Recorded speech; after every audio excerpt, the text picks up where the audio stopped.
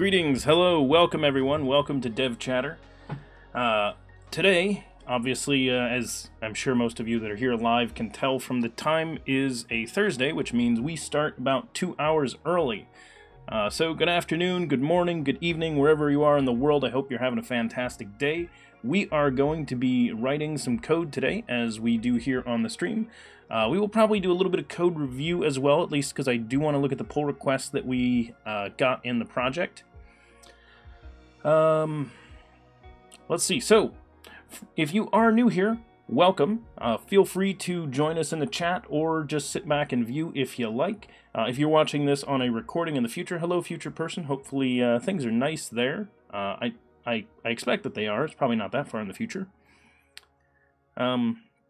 Feel free to join us live, on any other episodes if you like. Let's see, things to cover. Let's make sure that we talk about the stream a little bit. First off, most of the stuff we do here on the stream is open source. To that end, we put it out on GitHub at github.com/devchatter, and that's what you can see here in this browser. We have... The project we're working on today is our DevStreams project. You can see that in the label right there. We are working on a community website, and I will start it while we talk about it, just so you can see what it looks like. The community website that we're building is designed to be a place to find information or to share your information about developer live streams. And I say developer live streams because I don't just mean live coders. So if you do anything related to that, whether you're doing testing, QA testing, whether you're doing automated UI testing, you could be doing any kind of graphics, you could do stuff that's just CSS the whole time, you could work in related things. I would be totally cool with people that are doing any kind of game development to be in here as well, even if they're doing the modeling, for example, which is not coding, but it is certainly the development of a software project. So whatever it is you're into, we want to be open and welcoming to as large a segment as we can. We are still going to focus on like development of stuff, and we'll help people with tags to be able to focus into what it is they're actually looking for.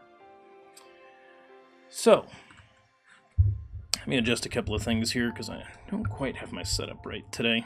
There we go. So, welcome everyone that has shown up in the chat already. I see Jen's Duck, Coated Beard, Katrina. And Jen's Duck, you had a feature suggestion of when will the bot be able to post when you are going live?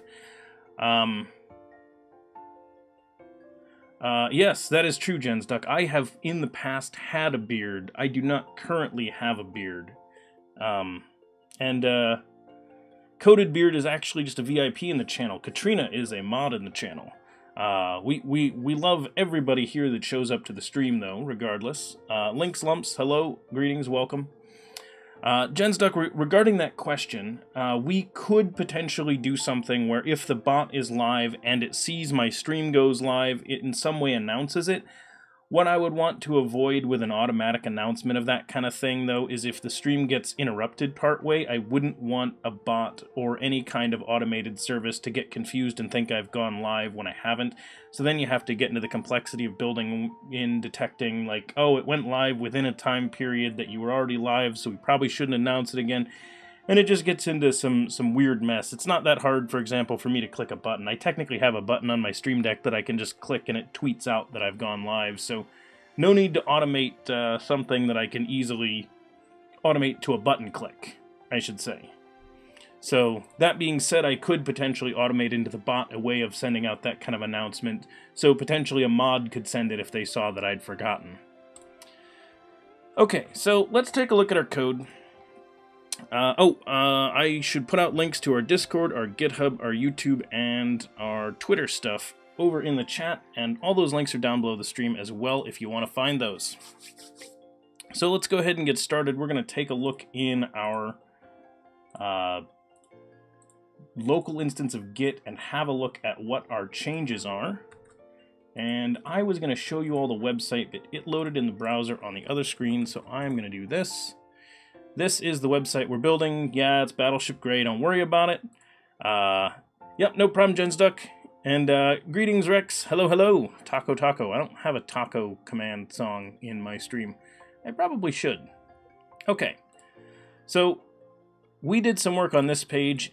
This tag selector seems to work nicely, so we did that as a custom VueJS component. We still need to make the more and less button look a little bit better than it is, and it'd probably be good if at some point we made that animate instead of just flipping the way it does.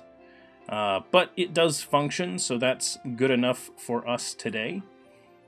The next thing we were working on was making that same feature work here. So the challenge that we've got right now is this seems to work. However, if we take a look, the DevChatter stream is listed as having a Thursday stream, which should be appearing on the calendar when I go here. I should see it listed down below the tag selection, which I'm not. So that is an issue. So let's have a look at why we're not doing that. So that's one thing that I know that we still have to do. And let me bring up the correct info. Here we go. All right, so we were in the middle of working on this tag selector when we ended our last stream. So what were we doing? We had added the component to the calendar page and the channels index page, it looks like. So it looks like we have it on both, and we're putting it in there. So that's what we're doing, is we're extracting out this as a component instead of just being pieces on the page. My guess is that we are not pulling the data correctly on the calendar page, and that's why it's not showing up. That's my guess, but we will find out. So let's dig in. So that's going to be, for now, it's talking to the events controller. Now, it was commented before by someone that we should look at switching it to the GraphQL endpoint, and I agree. However, the GraphQL endpoint and the events controller are going to be talking to the same backend services within our system. So essentially, we're just changing the UI of our API. Is sort of like the interaction layer of our API is kind of what we're adjusting. And since we wrote the application in such a way that it is not tightly coupled, what we are actually able to do is just change these, and when we swap out the front end, it won't matter. So the issue that we're running into isn't the interaction with the API. It is definitely the actual talking to the database and pulling out the code. So let's have a look. So we call to this, we say request model, do something, events from the stream session service get. So I am willing to bet that this is where we're running into the problem. That this right in here is not getting us back the data that we want. Because we don't have any tags, maybe? Let's find out real fast. So we're on here. There's definitely supposed to be a stream today. And C# is definitely the time. So let's just pick a new place just to make sure everything rebinds.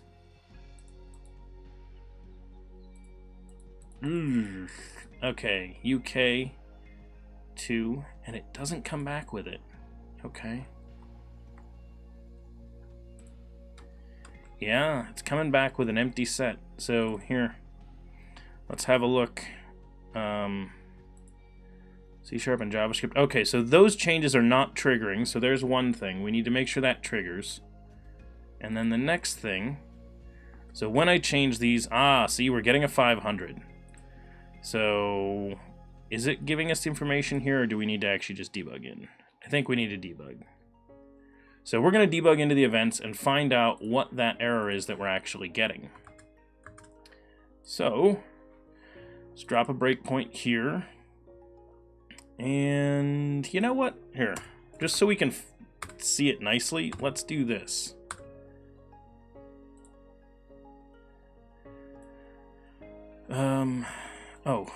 Actually, there's that. This, whoops. I already have a try block around everything that's doing anything here, so drop that there, and let's drop a breakpoint there. and we will debug this and find out what the heck is going wrong. Because there is something going on with this thing, and we need to figure out what that is. Why, oh why, do you think that's the browser I want to use? Stop it. Alright, we're going to do that just to make it super clear that this is my current browser. Let's hope Visual Studio gets its act together here. There we go, we got it. Now, yes, we celebrate even the little successes, because you really need to. Because you have a lot of little successes, and you don't want to let any of those failings get you down. Alright, so when I change that, it doesn't call, so we do need to solve that. Let's drop this down and choose Saturday. There should be a stream on Saturday. Really? You didn't hit this?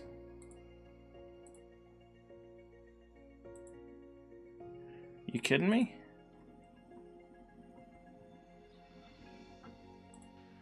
We're failing before we get to that point, I guess. Argument null exception on events controller post.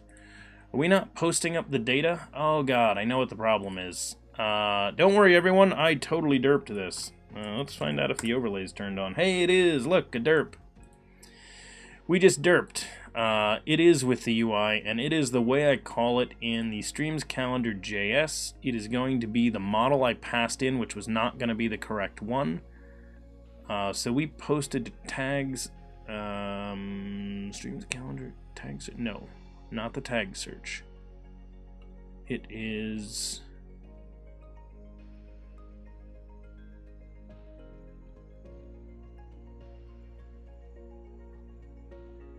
down here, not time zones, it's events. We pass in this dot model.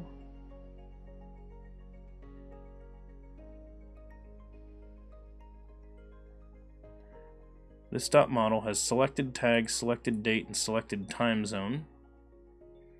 Okay. Date, selected time zone.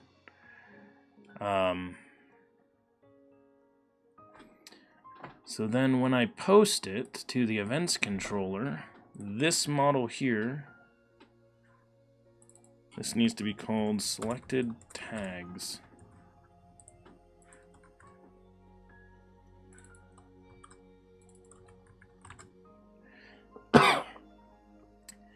Because I changed that. Selected tag, selected date, selected time zone, selected date, selected tags. What are the tags? Are these full tag objects? Selected tag is an array. Where does it get used?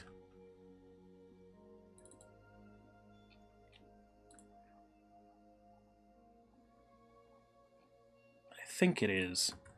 Let's find out. Herpaderp.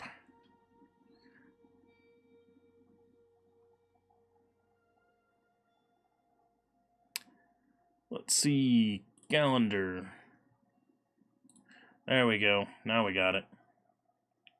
No tags. Alright, that's fine. We shouldn't have any tags yet. It does not come back with any data. If we select C#, do I suddenly have data?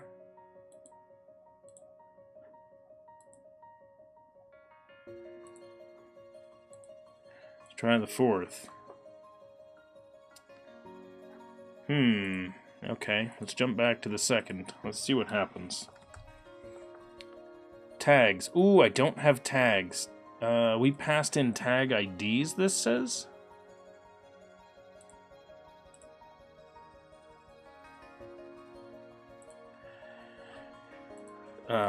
Okay. So, I'm guessing that we don't have those objects on the pages view object anymore, and they're only on the components, which would be an issue. So we'll have to look into grabbing that if that's what we're running into. So first off, there are none at the initial one, but then when I click this and I change to the 4th, we should come in here and request model selected tags. There are no selected tags. Okay. So there's our problem. We don't have selected tags at that point. So if I were to drop a... I'm actually just going to do this with a debugger, of course. So we're going to say debugger right here. We're going to load this page. And go to the calendar. We're going to hard refresh just to make sure that we got the JavaScript change.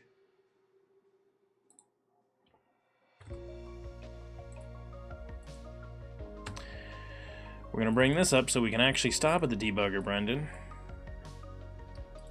We're going to switch this back to the second. We're caught in the debugger here.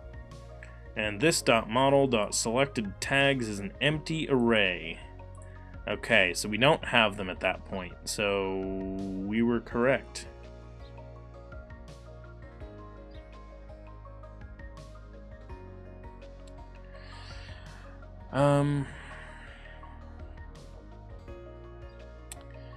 Which means we need to get the value from our,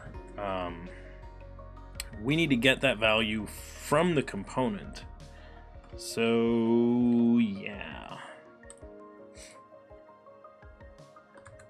Let's...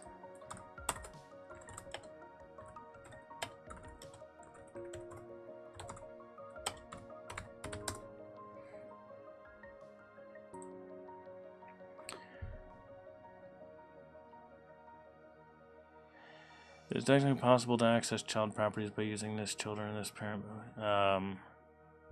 Yeah. So, right, we were going to emit an event from the child that we were going to listen to. So, alright, so the date picker is the example we've got here, and on selected. So that's when they've selected something from that, we're going to respond to it. Did we wire this up at all? I don't remember. So on the calendar CS.html file, we should have our tag selector right here. And we have on selection changed. We said tag selection changed, but I think we're supposed to do it like this. Selection changed.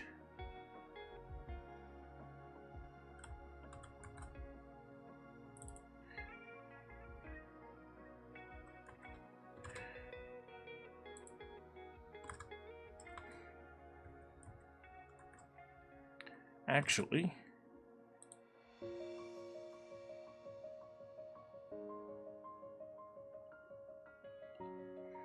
it should be in here, inside the methods, right? Tag selection changed.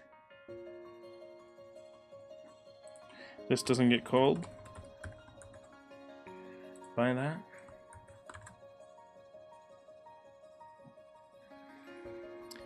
This, so the inside of...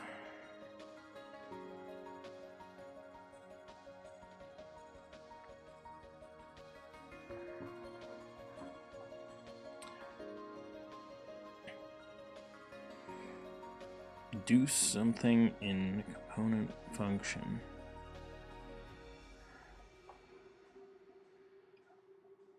Oh, this, okay, got it. So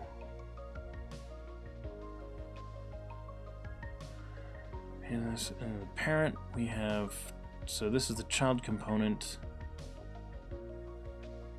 We're going to say selected for this, because this one's emitting it on selected, which we should be doing in ours.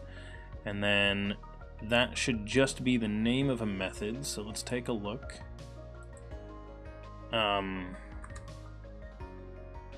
It doesn't pass the value. On selected, we just do this. Tag selection changed. And then they'll emit it with the data, and then inside of our method, we say selected data is the value that we want. So date selected on child, yeah. So we do it like this, and then they just do this when the value changes. So then inside of our child one, streams calendar. I see people typing in chat. I'll take a look at a minute. Sorry about the delay. Let's compare. So So we emit, and then those are the values. What did we call it? We called it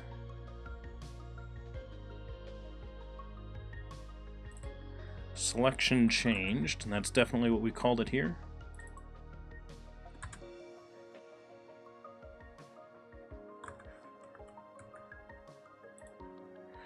So we want to emit selection changed, and do they?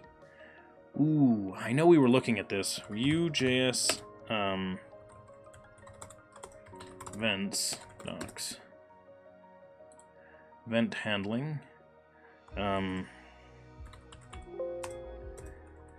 Let's see. So this modifier. So put it in as okay. So yeah.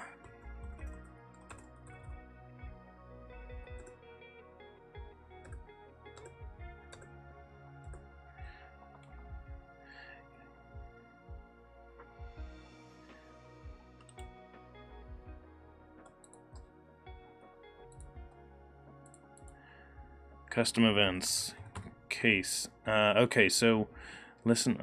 So you emit it. Okay, so hang on. For example, if emitting a camel cased event name, listening to the kebab case version will have no effect. Okay. Like components and props, event names don't provide an automatic case transformation. Instead, the name of an emitted event must match the name used to listen to that event exactly. Okay, so I need to do both. So we're going to do selection changed here, and we will emit it as selection changed as well. So that looks like it should be correct. Okay. DFI, it's Omar. Hello, Omar. Greetings. Welcome. Doing reasonably well. The Michael Jolly. Hello, hello. And, yeah. Good. The stuff that I missed in chat while I was heads down on that was just highs. So, thank you for stopping by and saying hello, everyone. Always appreciated. Always glad you're here. Alright, so tag selection changed. Tags. This should have a name, C#. It does. Fantastic. So, looks like we got it. Fantastic. That's great. And it even found one now. So that means the tag actually got in there and we used it. So now we can get to the bug that we had commented about forever ago that we were going to have and we needed to come back and fix, that we knew was going to exist as soon as this code started working, and that is we don't yet support the case where there were no matching tags. So yeah, we need to go fix up our SQL. Greetings, Stoolpenner. Hello, hello. Welcome. All right, let's get rid of the debugger. Goodbye, debuggers. Debugger. Tag selection now works. Debugger. So it worked. I should say it works as a component. It worked before we did the component, but now we've sort of separated things out. And our goal with a component is that we can make it not have to repeat the code for each one of these. So the goal is going to be that just the idea of tag selection gets extracted into this piece, and tag selection always handles through this component. So we don't have to put it anywhere we need to put tag selection.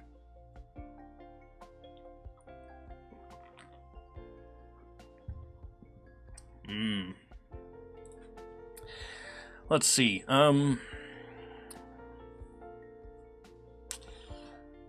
do we need to do? We need to...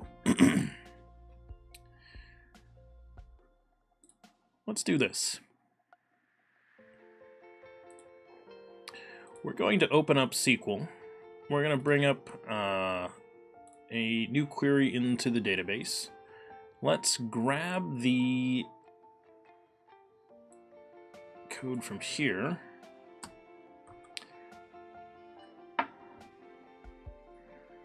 We need to make sure that when this runs, that it doesn't care whether or not we have tags.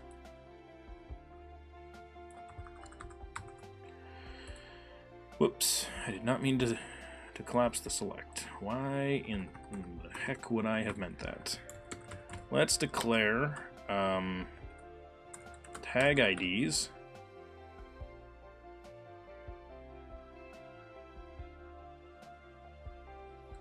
You know what? We're not doing it. Screw it. We're doing it this way. We're just gonna hard code it. 1, 2.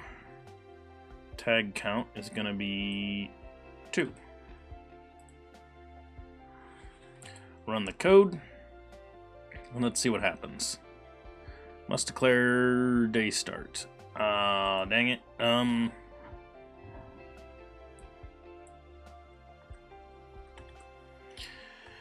Let's just do it this way, because I don't really need to define the correct day start. It is the 2nd of May, and the day will end on 2019-0503.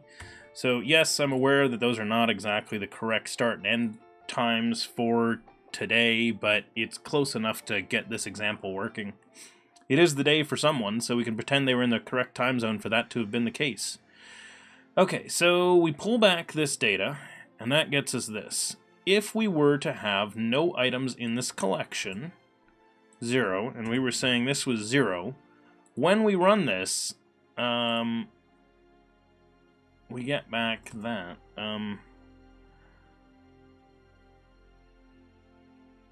That's an interesting challenge for writing it this way.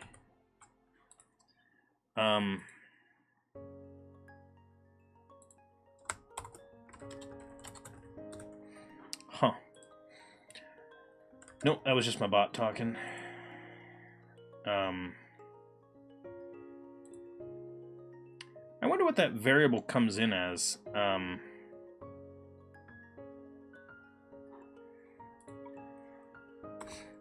Alright, let's do this first off. Declare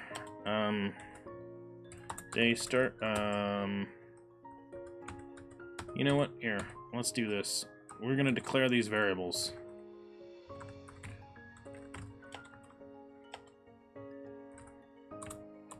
That'll be a date time, because it doesn't really matter any beyond that. And this will be day end as a... You know what? We're going to Pascal case these. Just because I feel like it.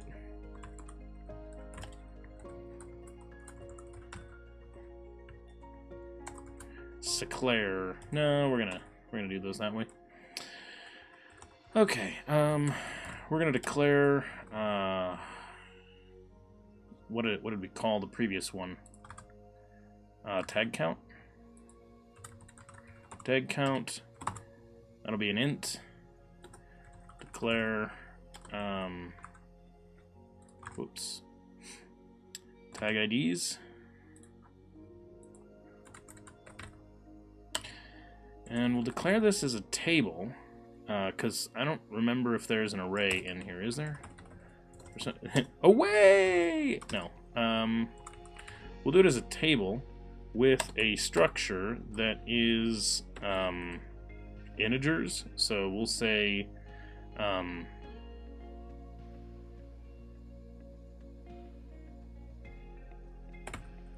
is this the way it works?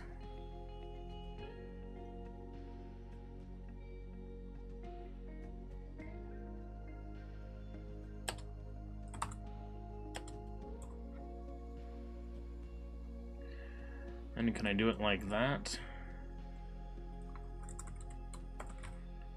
Tag IDs, tag count, no, still doesn't work. What is that type then?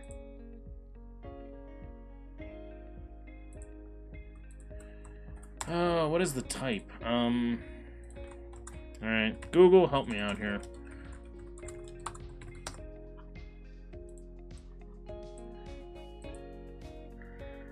Parameter types, what are they?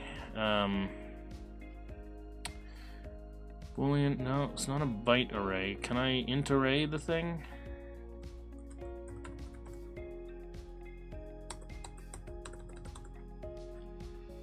What, is it seriously not an array? Link slumps, can you see me additional commits on your PR? Link slumps, we haven't taken a look at it yet, but I think that is the plan. Greetings, S&B, welcome. Thanks for swinging by.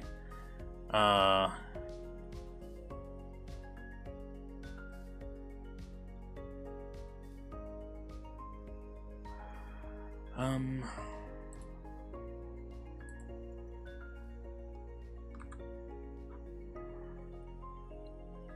don't can I define an int array as the type?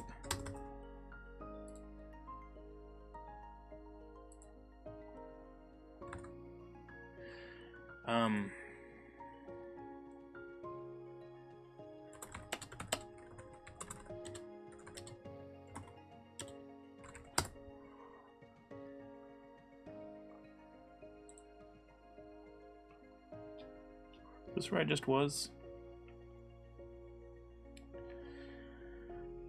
I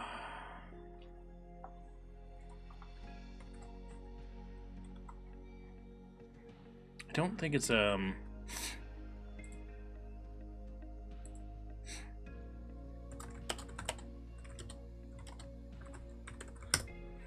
really want to specify that in is the word I'm looking at here.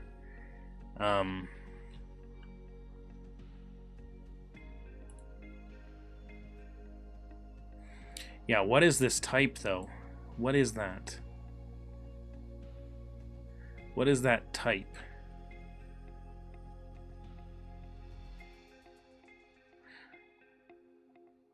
I don't think it is a string though. It's some kind of a collection.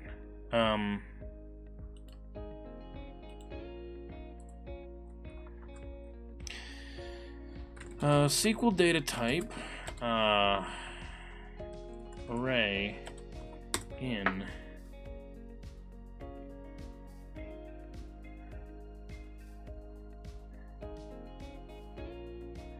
it's not it's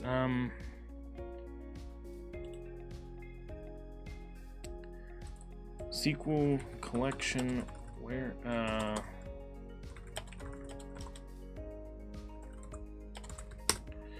what's that type?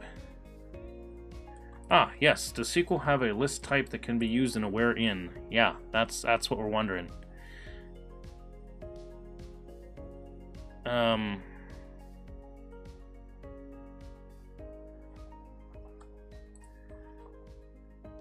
So no list type temporary table should be fine. Yeah, I don't want to use a temporary table because that's not how it works. So what I'm wondering is what is the I should look at the code that's actually being run behind the scenes.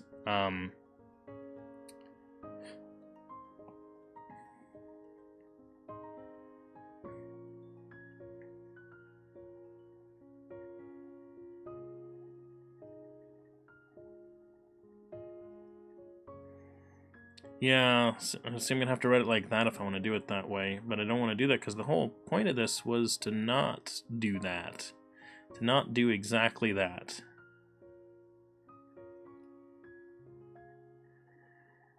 Well, that's just dumb. I cannot believe it, there's not an easier way to do that. Alright, screw it. I give up. You win. I will hard code it. That one does not live to be in there. Okay. No, actually we are going to put it in here. We're going to do it as the table that I was originally going to define it as. So we're going to do it as a table that has ID that's an int, and that's going to be tag IDs, and we're going to select ID from tag IDs.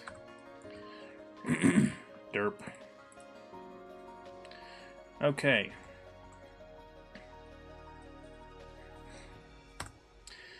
So we are going to set at day start equal to 2019-0502, and day end is going to be the 3rd,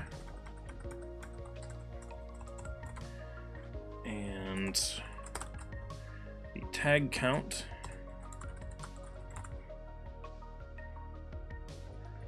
is going to be, let's say, 0, because I'm not inserting anything into that. So let's try running this and see if it lets me. It does, and comes back with nothing, which is what we expect. So let's insert into tag IDs the values 1. Change this to 1. We run this again, we should get back... Okay, so code's working, we get back our single result. If we set this back to 0 and skip this line, then run the code again, then we should get what we want, which is none. So this seems to do what we expect. So this is failing the way that we think it will. Ryakhovskiy Rex, hello, greetings, welcome. Why you write your SQL sentence? That is a fantastic question. S&B just answered it there in the chat as well.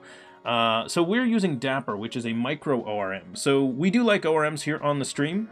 We actually use Entity Framework Core for the majority of our projects. We are doing this one with Dapper, which is a micro ORM. It is used by, a handful of sites, some that like mostly obscure sites like Stack Overflow, for example, that you've never heard of before. There are a lot of advantages to using a micro ORM as opposed to using a full ORM.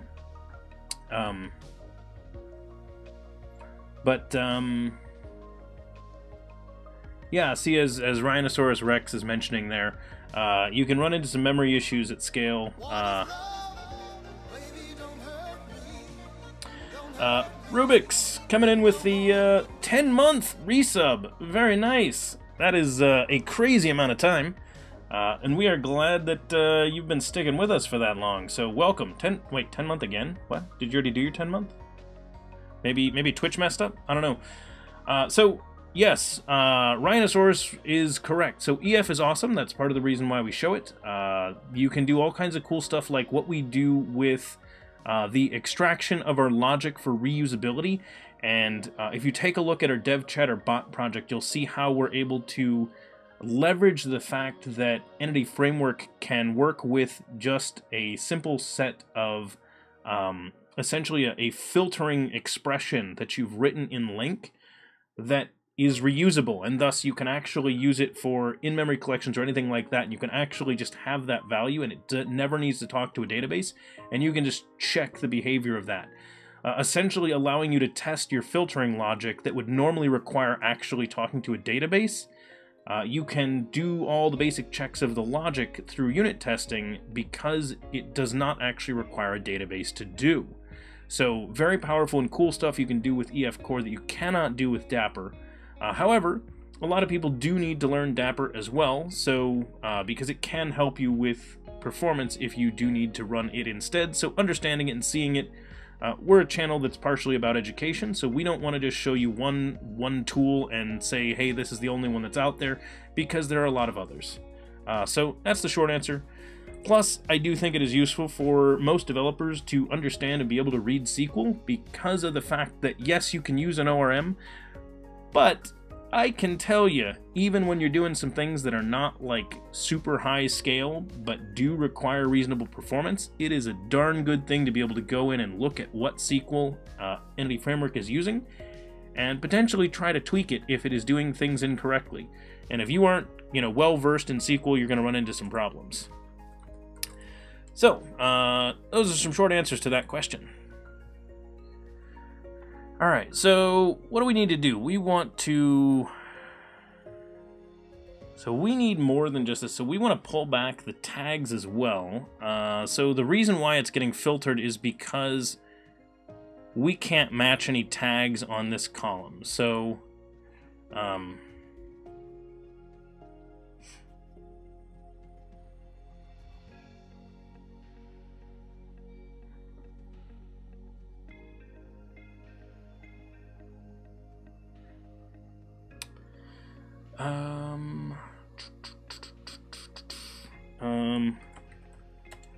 let me do this for now, because I don't remember which direction we need, and I'm gonna run, can I run just that selection, or is it gonna, it's still gonna apply the halving? This is what I get for not running this in SQL Server Management Studio, which is where I should be running it. Group by this, let's get rid of this where as well. Let me take a look, hang on one second, everyone. Hang on one second. Yeah, just need to open up some stuff.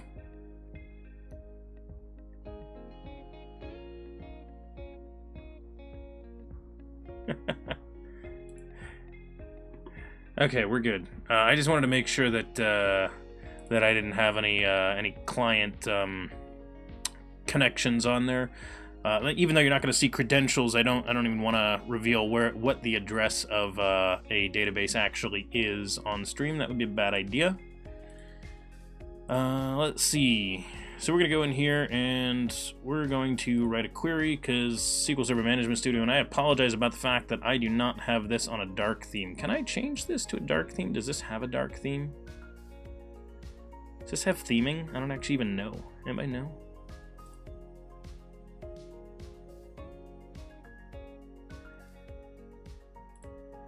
Well, either way, I apologize. You're all going to have to suffer the bright colors that we get here in this. And luckily, I can zoom that text so you can read it. Please don't kill me over that. There we go. SQL Server Management Studio, congratulations, everyone. Has been opened on the stream. Let's see. Some stuff was said in chat. So I'm guessing Lunandiano, which I'm just going to guess on that name, but I appreciate the question all the same, so thank you for bringing it up. And you're welcome, Katrina. You were going through the and some of the architectures with these. Glad to hear it, Katrina. Yeah, so one thing that I do recommend is if you actually are working in a... so a lot of people like the idea of microservices, and I can tell you that in the past when I've done microservices applications, where like really we had like this broad application, it's not a distributed monolith, actually separate pieces that do separate stuff, we had different ORMs being used in different ones depending on their use case. So if they had a database or something like that that they needed to talk to, it would not necessarily be the same one because we were choosing one based on the requirements of that specific one. So definitely makes sense.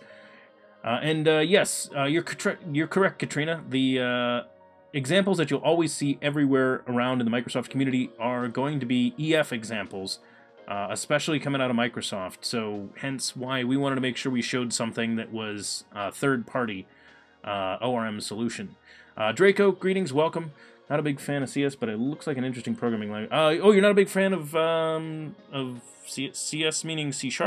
Or computer science? I'm not sure what you meant there, but C# is actually a fantastic language, and I highly recommend it. To a lot of people because it is a general-purpose language that gets a lot of attention. So, and by attention I mean the stewardship of the language by Microsoft is actually very, very valuable. They've done a fantastic job of improving it over the years, and we're constantly getting new versions. So.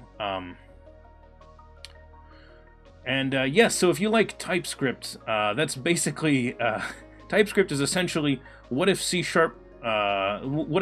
creator applied that same concept to JavaScript, and you basically get TypeScript. So cool stuff. You're a Python guy. I used to be a Python programmer. Good stuff.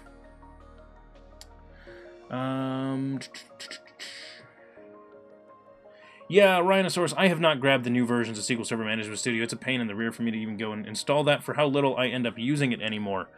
But it's nice to dig in here every once in a while. Okay, so let's take a look. We want to make this work, so we did a full outer join on that. I want to not require... Okay, so this is coming back all the same.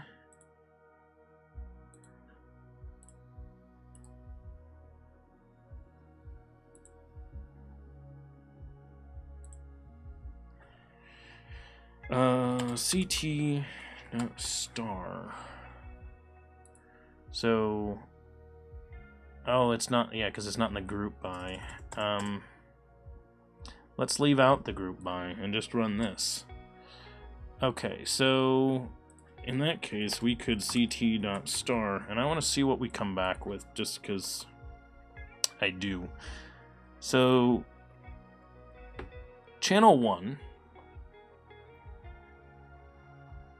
which is the only one we're going to come back with because it's the only one that has anything in the schedule, comes back with those separate tags. If we do this, we come back with nothing. And thanks for that follow, by the way. Welcome. And Senzuki, hey, greetings. Yes, welcome back. Glad to see you're here. Haven't seen you in a while. So, I mean, alternately, what we could do is we could just say run different code. If it, you know what? Screw it. I'm not gonna mess with this. We're just gonna fix this on the C# side. This is a pain in the rear, and seems silly to do it this way. Now that I think about it,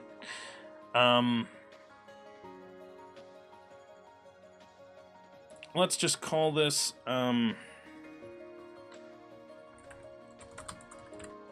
SQL with tags. And we'll just cheat for now. So we'll do no tags. And welcome.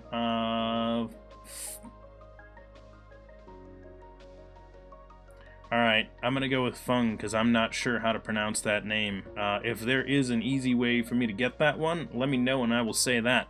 But that's what I'm going with for now. And feel free to correct me. If I'm messing up anyone's name, just let me know. And I will try to say it a little bit better. Okay, so we want to remove tags, which means we're going to remove that. We're going to remove that. And then we don't need to group by anymore. And we don't need to check the tag count. We just need to say, look at the streams table and find any that are within that date. That is if we have no tags. And then this could also just be select star. We no longer need to alias that table because of how simple this query suddenly is. And in fact, now that I think about it, we don't even need to do this with SQL. We can probably just grab stream sessions and filter based on the value. So let's do that. No SQL at all. We are fully going to leverage our tools here. So let's see. So that's where they call that. Try and get that. So sessions. We're doing this. So first off, I'm going to specify that type explicitly, and then we're going to say sessions equals that. Okay. If tag IDs any, then we're going to do this one. Otherwise, we are going to say sessions equals await connection dot what is it? Yeah, so async and await in C# are going to look almost exactly the same as they do in JavaScript. I'm not sure who did this syntax first, and it probably came from somewhere else. C# has actually had async and await for quite a few years now. It works fairly well. It's a great solution. Yeah, no problem. Welcome. Just figured I'd chime in and give you the info there. Let's do a get, and it is a stream session. And it should allow me to pass in my where clause, right? I forget how to do that. Let's open up our Dapper CRUD repository right here. And where is it? No. Are we not doing that anymore? I swear we were doing a get before. Did we actually get rid of that? We may have. Oh man, that would be silly.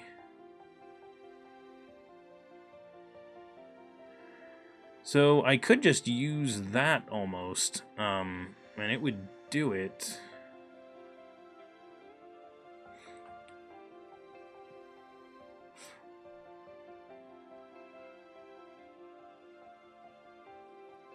I don't really want to write it that way though. I thought this was going to just use our simple CRUD that we were using, but maybe I stopped using it entirely. Well, wouldn't that be disappointing?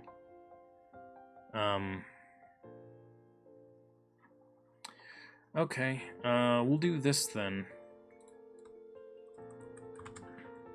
So we'll make the basic query that I didn't want to write originally, and we'll call it SQL no tags. and it's going to be stream sessions. Select star from stream sessions, where there's our filter right there. Nope, no need to escape it.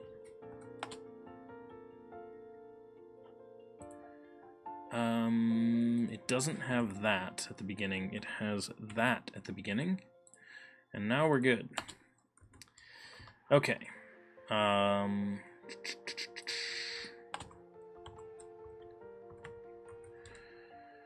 Okay, SQL no tags is going to get used down here, and we're going to say, instead of doing our get, we're going to say query async stream session, and it's going to be that, and then our args can actually be the same args, I think, despite the fact that we're not using the full set. And then I just have to say toList on the end of it, and we should be good. There we go.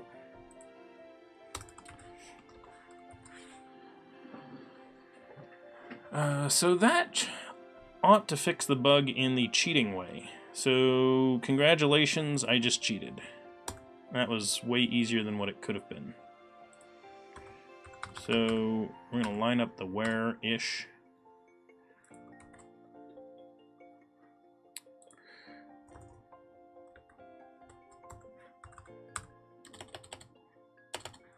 There we go. Okay. Run the site.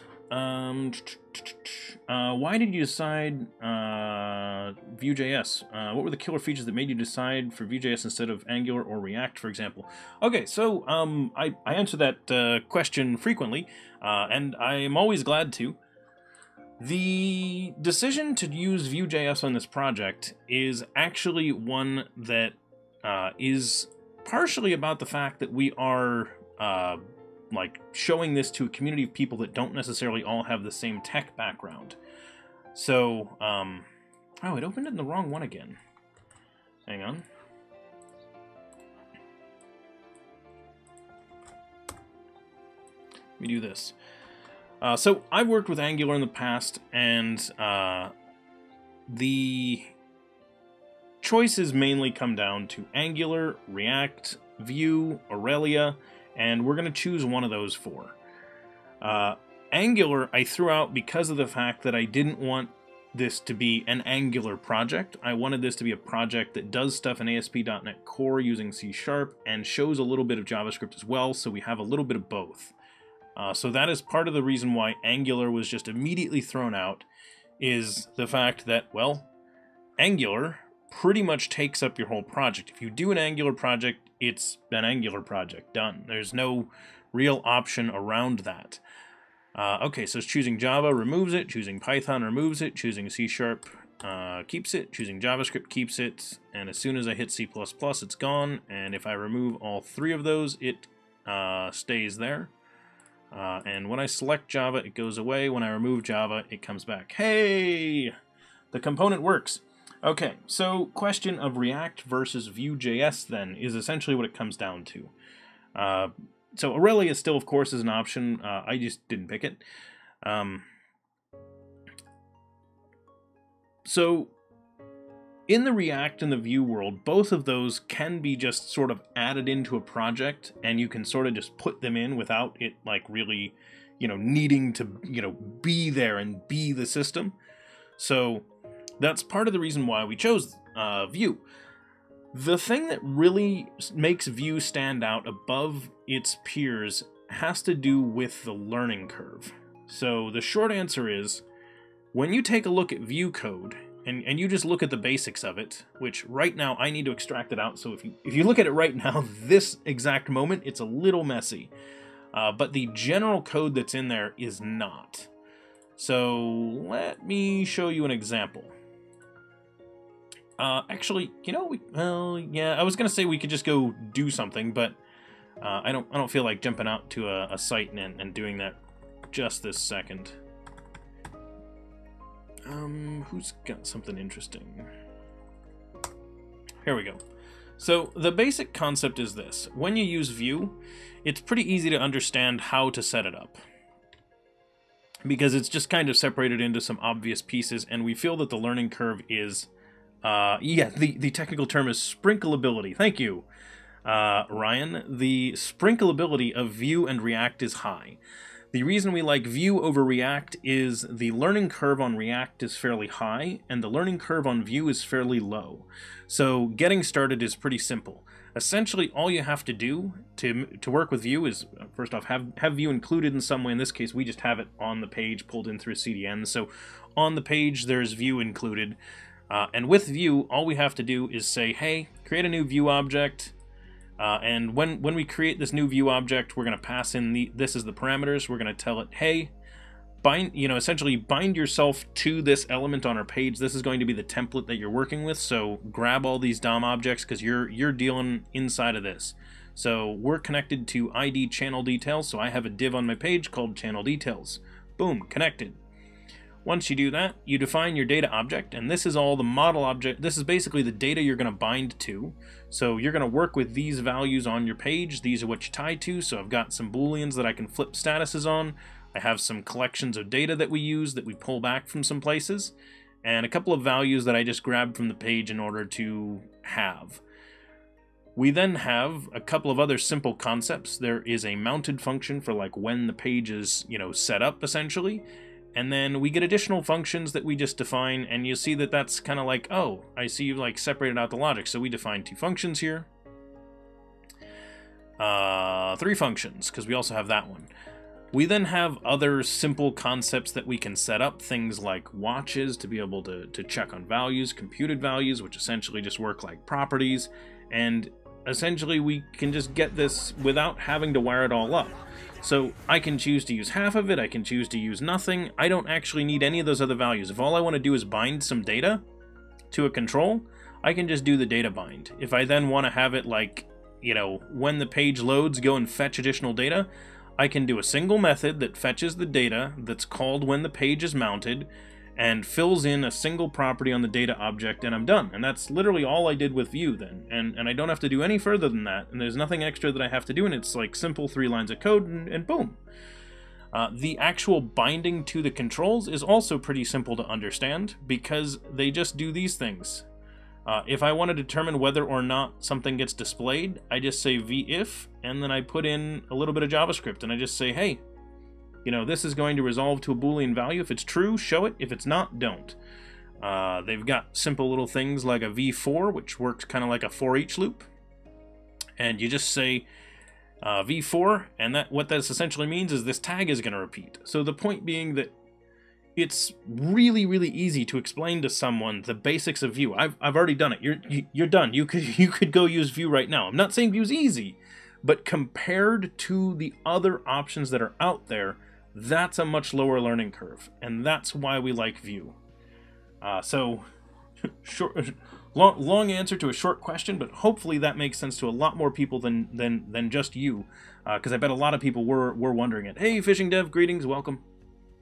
Yes, see, there you go. Vue rocks. Exactly. I really like the way Vue works. I am by no means an expert in Vue. I like Vue, but I would certainly not purport to be an expert on it. But I do like it. When you need to use VueJS. VueJS is easy. It gets messy when you need to use VueJS.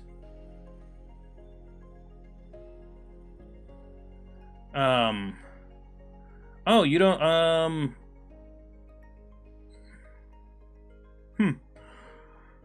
Well, everyone is welcome to their opinions on that one. I like Vue. That's part of the reason why we're using it. I think it's got some good tools. I think it's got a good community. I think it's a reasonable solution for handling a lot of problems.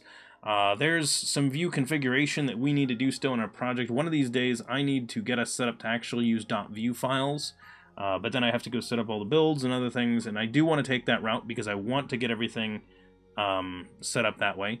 And I have looked at the TypeScript version. I'm actually using that on another side project that I'm working on. I'm using the Vue TypeScript stuff, though I haven't really tried it much here. My main challenge with that one is that I've been trying not to use TypeScript in any of our main projects here on the stream, only because I know that there are a lot of people that aren't using TypeScript and won't necessarily switch to it. Which is part of the challenge there. So I like TypeScript. It's way better than it was. And I think it's a reasonable spot. I just question whether or not TypeScript is going to be... Well, maybe... So I worry that JavaScript has come too far for TypeScript really to survive that well. I feel like TypeScript came around and made a bunch of improvements, but then JavaScript was like, hey, yeah, we can just do those improvements ourselves, and then we have most of them also. So it doesn't have all of the same type safety and things that you get from TypeScript, but JavaScript itself has improved a lot since TypeScript was created. Welcome, Diamond Thrust. Thank you for that follow, much appreciated. TypeScript makes it easier to manage the larger Vue apps. It probably does. And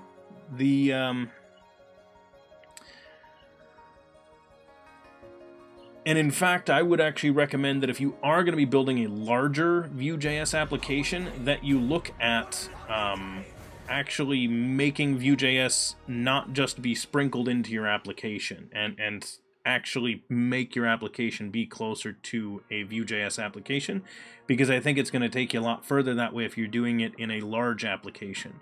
In our case, we are just using... this as a, we're just sprinkling it in a little bit to a fairly small application. Diamond Thirst, you just started learning JavaScript. What are your tips for beginners? Read other people's code, don't be afraid to try stuff, and essentially build stuff with it. That's really my recommendation for anybody learning any programming language, is just find an interesting thing that you want to build with it. So Fuel Snable, the kids at work are convinced that JavaScript will consume the world. Consume the world in a good way or a bad way, Fuel Snable? React is messy when you need to use Redux. I don't have a golden hair. It's funny to discuss about libraries and frameworks. I think everyone can learn and realize killer features using a tool or another.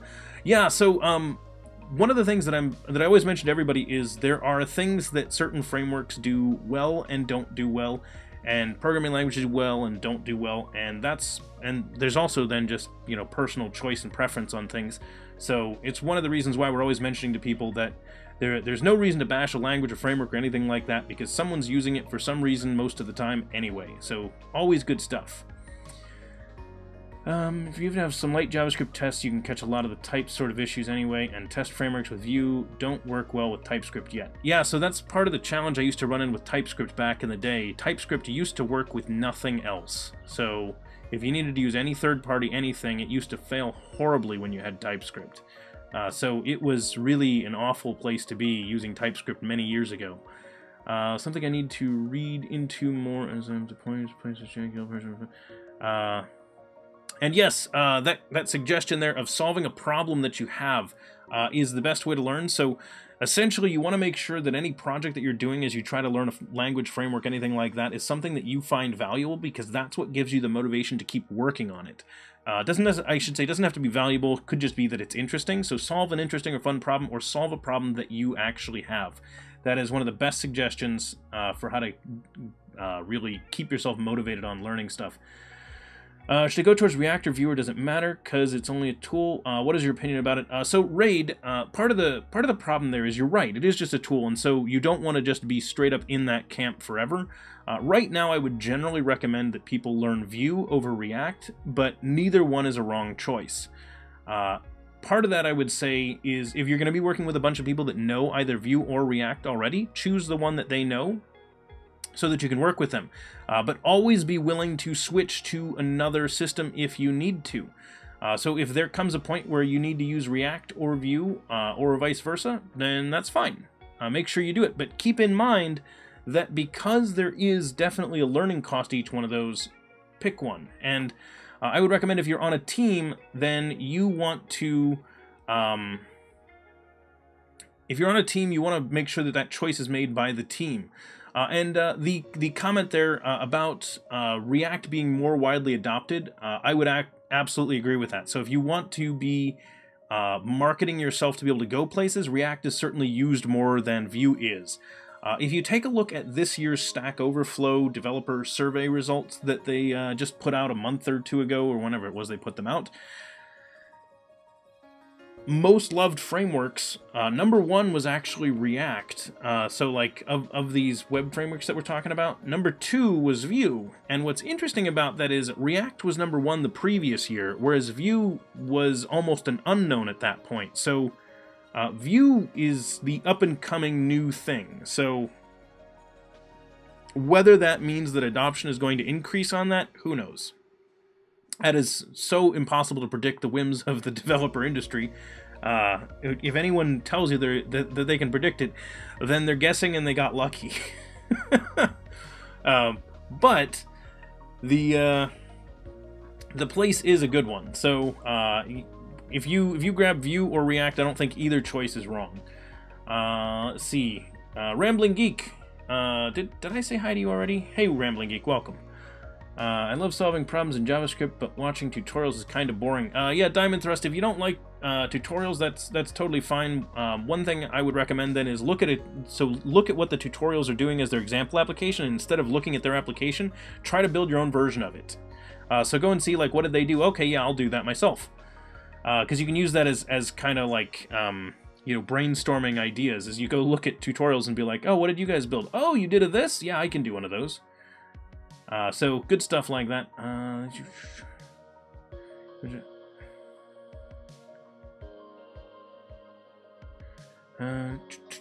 The good thing is React and Vue have similar concepts, so a lot of what you learn will transfer. Yes, Ryan is absolutely correct. That's part of the reason why I mentioned that the choice came down essentially to React or Vue, is they both work in very similar ways. So that's why there's not really a wrong choice. They're the same type of framework. They're ones that let you decide how you want to do it without forcing your application to go down their path.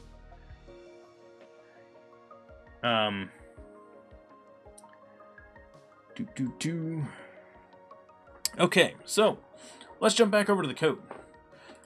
We just got this piece working. I feel like this is worth doing a commit with this change right now. Not just a commit. We're not merging in or anything. Okay, so say this is extract tag selection as component. All right, I want to take a look at the channels page. Channels page, yes. That's the event, that's the calendar page. Okay. This one.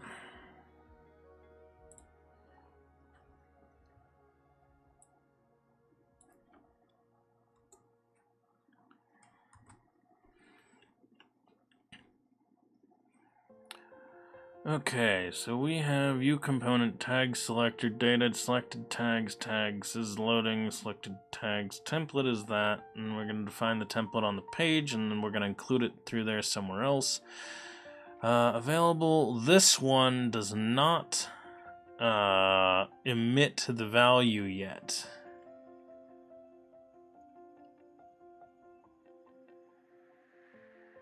How does this page know which tags you have selected? Oh, wait, here it is. Selection changed, emitted from the index page should be. Let's close that.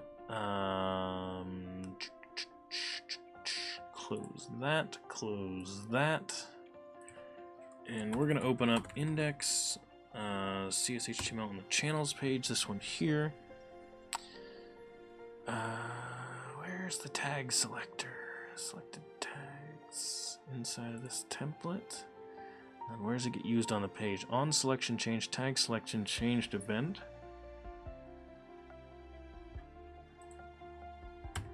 Let's kebab that thing, because that's how it matches there. So now we emit selection changed, and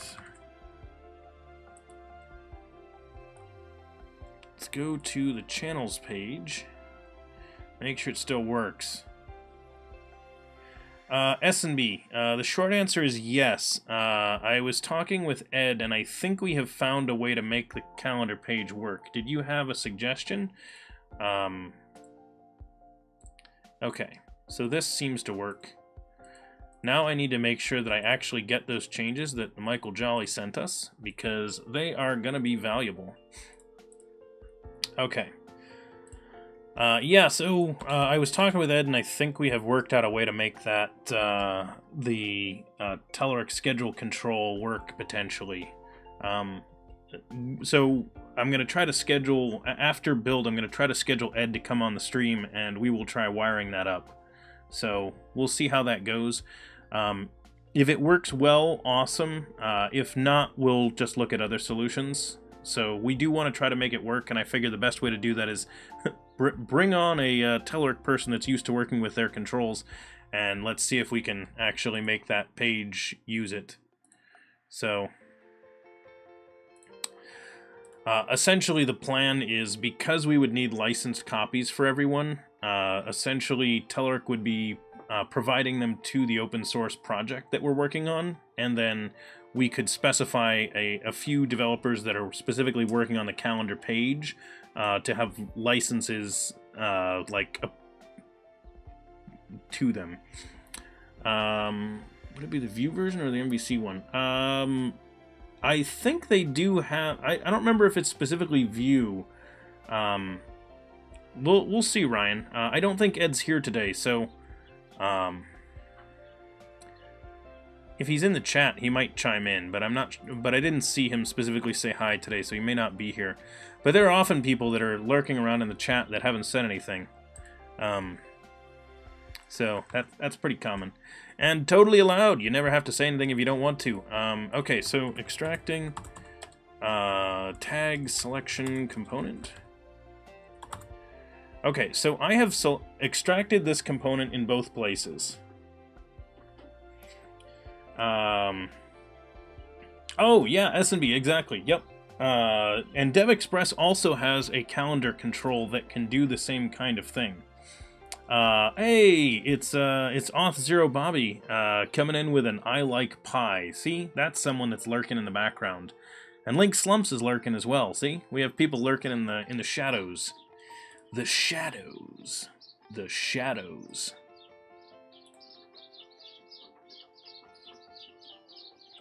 I do wonder, can you hear the birds right now?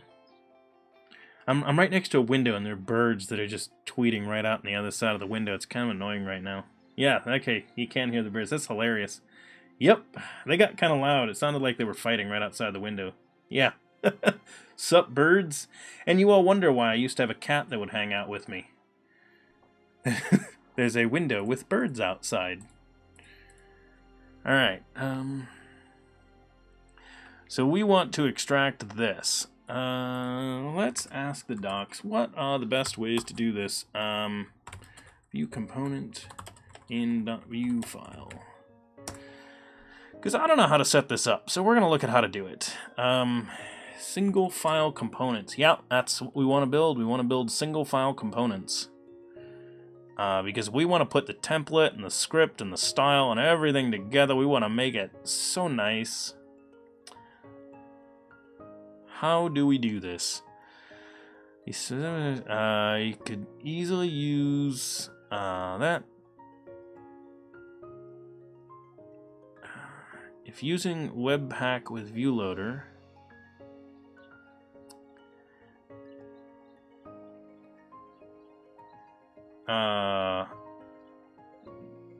there are a lot of people from a lot of different places that are in here.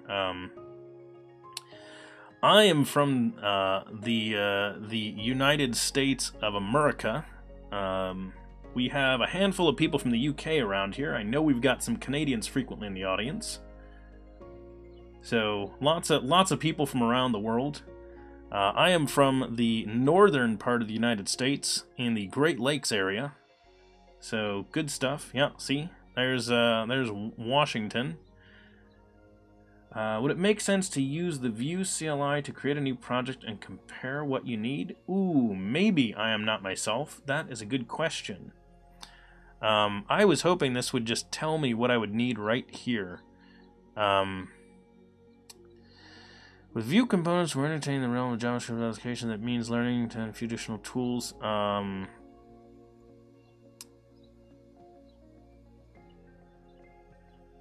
How do I set this up? Use it.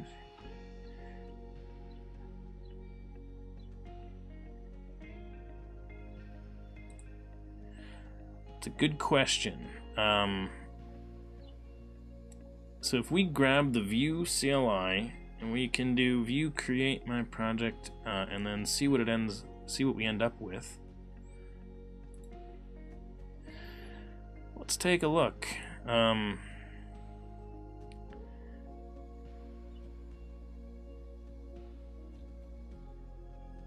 The question is,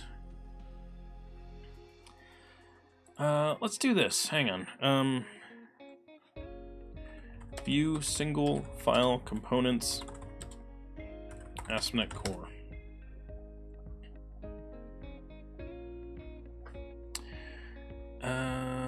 There's got to be a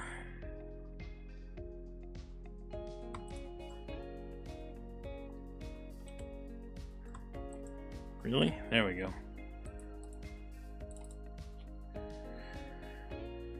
Okay, so he does use the Vue CLI to create it.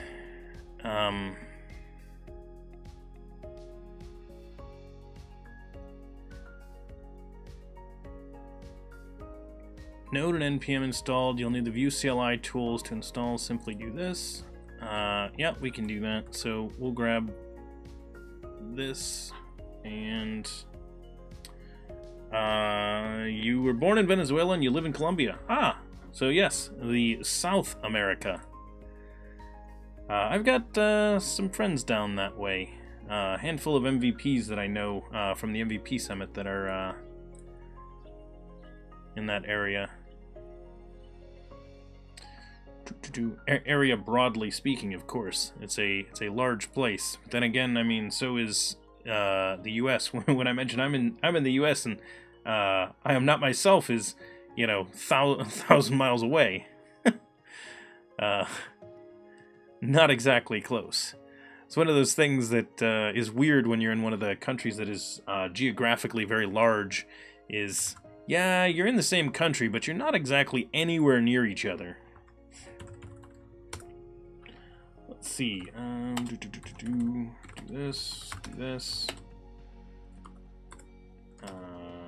DevChatter stream.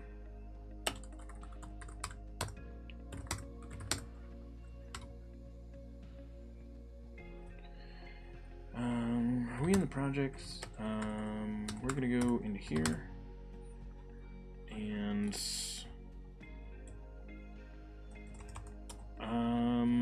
now what I'm wondering is, do we want to, so I'm inside of the project. Do we want to put it inside of the web project, I think?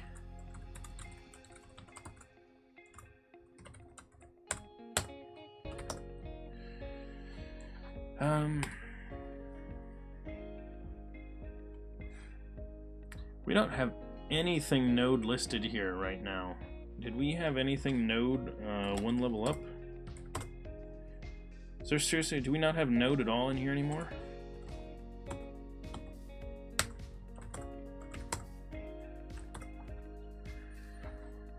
Huh. Oh, we've got... Guess we don't in this project. That's funny.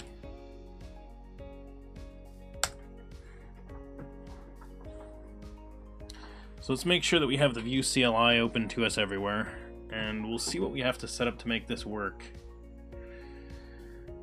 And actually, I shouldn't have put a version number in there. Why did I put a version number in there? That was derpy.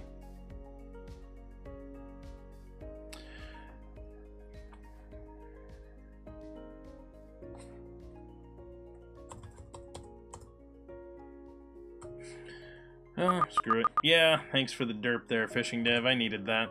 I just wasn't thinking today. Okay, so...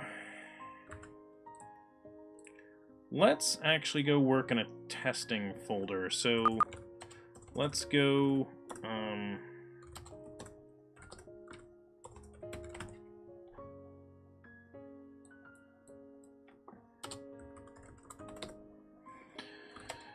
We're gonna hop in here and take a look at what it creates. Do we have any changes right now in our project? Nope. Good. We don't want any. Alright. View init progressive web app food tracker. Really? Let's take a look. View CLI. Guide.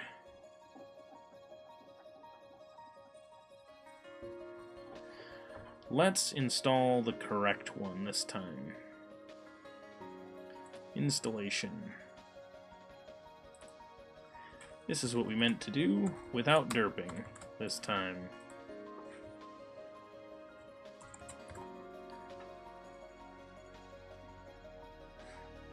See if it lets us.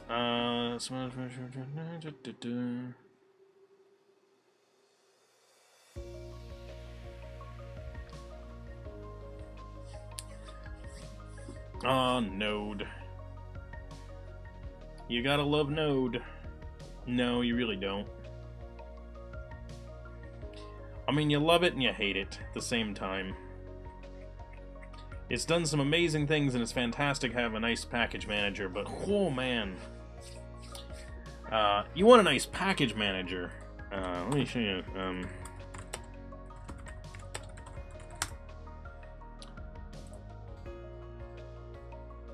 There you go. That's a nice package manager right there.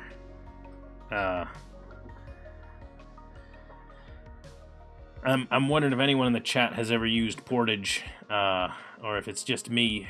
But I do like Portage. It's well built. Alrighty. Let's see. Version of Vue 3.7. Yep, that sounds about right. Hey, Crimson Green, welcome. All this JS is making you. It's making you twitch. Yeah, I'll go home now. All right.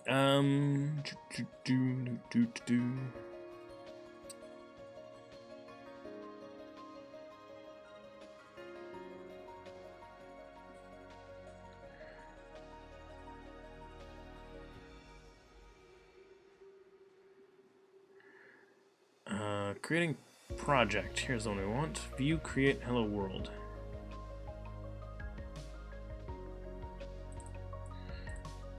I'm in PowerShell. I wonder if it's going to yell at me about that.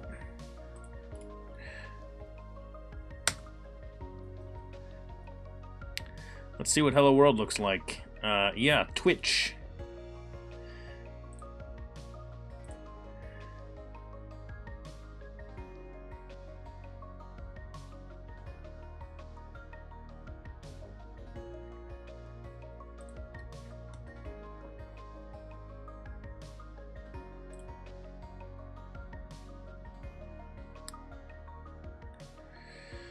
View create. Okay.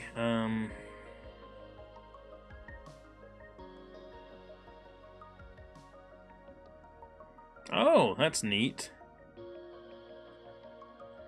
That's really cool. That's some nice stuff for setting up these projects in here. The Vue CLI is actually kind of neat.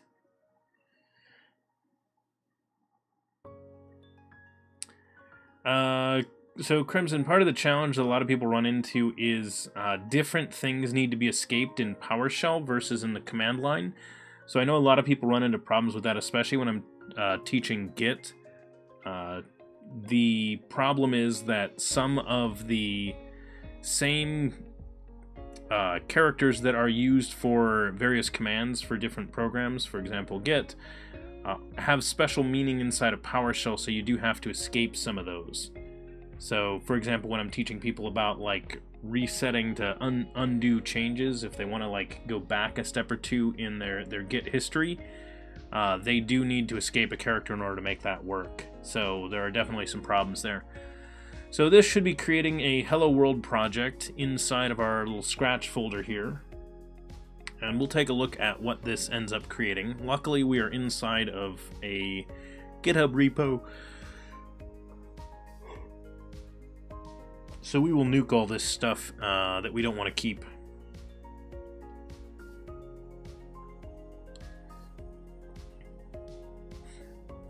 Docker is a beast. So interesting little thing that I want to mention, because it was a conversation in the rants channel over in our Discord, and inside of that rants channel someone was talking about essentially coworkers copying an old web forms site instead of just creating a new .NET Core site, and finding that kind of silly, and I agree that is kind of silly. But one thing that so their circumstance totally wrong, and you should not copy an old site and just reuse it that way, especially when you don't really need it. But something that I did want to comment to people about is a lot of times you'll hear a lot of developers tell this story that I would not actually describe as true, where we say things along the lines of, hang on one sec. We say things like, oh yeah, we weren't able to test this stuff until we got to MVC or WPF or something like that, essentially bashing WinForms and web forms in the .NET stack. And I kind of sit there and I go, but I was unit testing things in web forms, and I was unit testing things in WinForms in those long time ago. In fact, you can use MVVM and other stuff like that in these projects, so it's not a big deal. And I find it interesting because we've told this story for quite a while now about this idea that, like, we were not able to unit test until we got to these. And I kind of sit there and I go, well, the new tech that we're using is certainly better and makes it easier to decouple things. But decoupling stuff, we've been able to do for a long time. What you need to remember is that unit testing has been a well-known practice for, decades, literally plural decades. So it is not a new concept. And yes, fuel stable testing is tool independent, exactly. And so even if you had to put some of your code right up close to your UI, you want to just minimize that down to just what deals with the interaction between the layers. And as long as you do that, you pretty much can escape from having those kinds of problems. Is this stuff all? Nope. Is any of this stuff on the page, or is it all just this single page? I didn't actually look at what it created. So let's do this. Open folder in File Explorer. Scratch. That gets us here. Hello world. What is here? Hello world. App.view. There it is. So it created an app.view. There's a main.js. There's a hello world.view file in here. There is the source asset. So yeah. Babel config. So it's going to use Babel for this. And actually, you know what I just realized? It's going to be over here. Who am I kidding? Can I just close all these? Close all. There we go. Source, Scratch, it's right here. So packages, what do we have? So we have some basic stuff there. Inside of Babel, we have export module presets view app. Okay.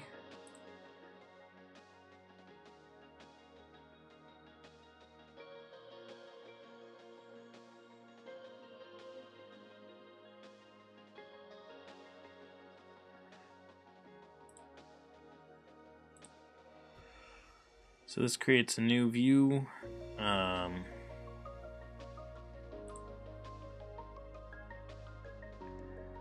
that's a very nice little view app there. And it imports our component from there as a view component.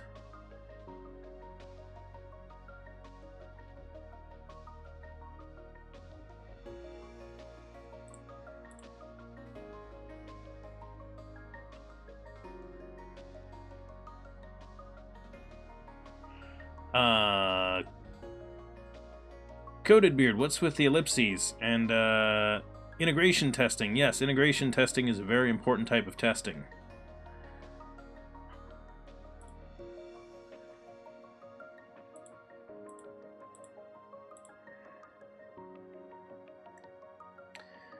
So this is the template for hello.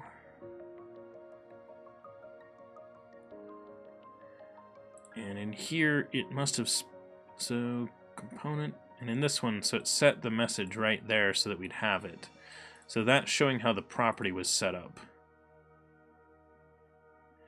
Which is really cool, because it then just sets up the property as a message as a string, and then that's the one that it sets up.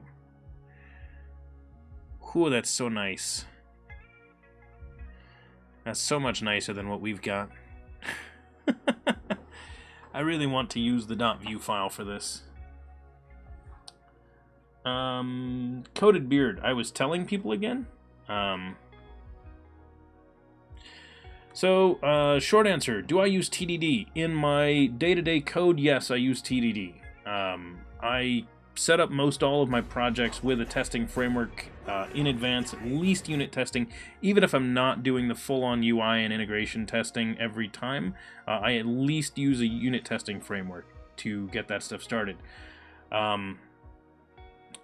Depending on the thing, I am not super disciplined about making sure that the test is always written before the code. Sometimes what I'll do is I'll write the code when I'm trying to formulate what it is, because every once in a while I can't think of what it is until I put something in code, so I do that. If it's pretty obvious how I'm going to structure it, I will write the test first. So that's the short answer. If I'm struggling to figure it out for like how would I test this, I write the thing and then put the test around it before I've completed it. But I highly recommend people do the test before you complete the code. I don't always do it on the stream. I used to test on the stream a lot more, but so I could definitely see a correlation between when I was testing and the number of people that were actually there and engaging in the chat. So whether that means I should do more TDD or less TDD on the stream is a tough question. And Electric Havoc, greetings, welcome, thanks for that follow, much appreciated. So, how do I make this work in our code then? So, yeah.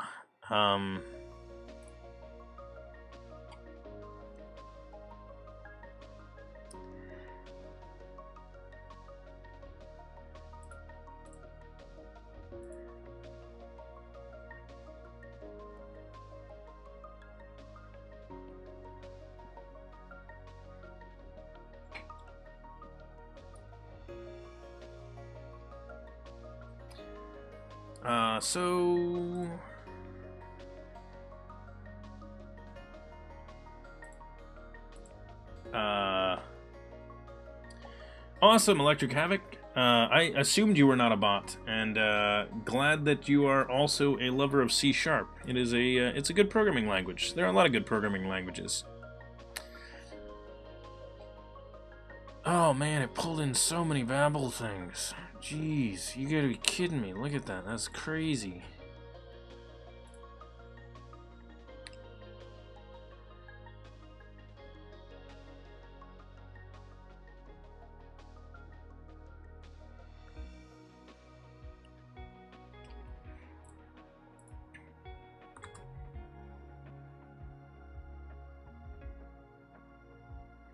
Yeah, as soon as you npm install one time, you've if you're running on like a spinning disk drive, you've destroyed it at that point. That's way too many writes.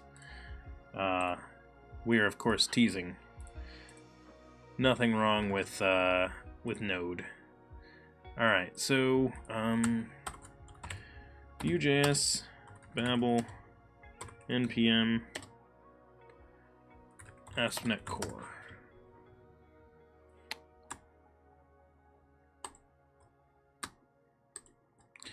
Ooh, see that? That looks useful right here.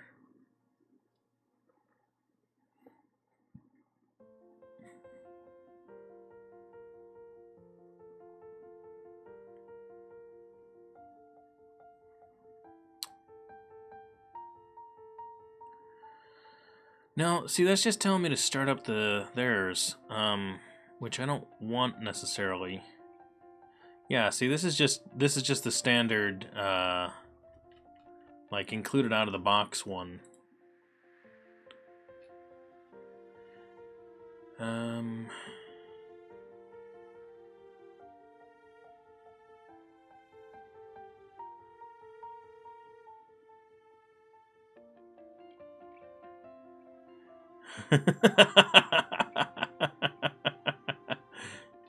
Yeah.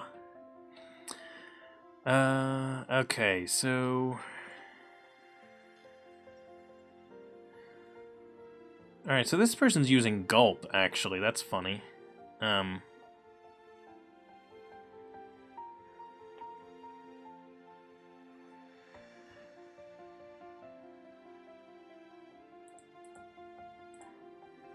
on. I know I've got this somewhere. Where did I leave it? Here we go. Use single file components. Let's go back to looking at this. Single file components. What do we have to do to make this work?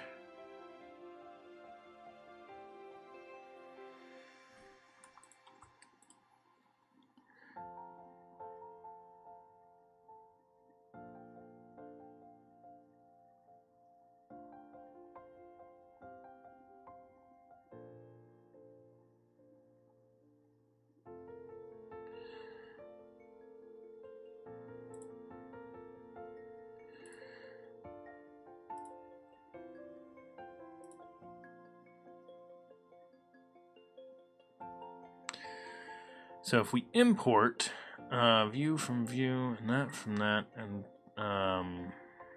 in theory it's making it available on the page anyway. So let me try this. Let's change up how we're doing things. So we're gonna open up the website, and inside of one of these pages, don't really care which one. Let's actually, you know what? Let's just make a test page. We'll just make a test HTML page that we'll work with, and that'll be our starting point. So new file that we're gonna call myview.html. So we're gonna make this page, and it's just gonna be a page.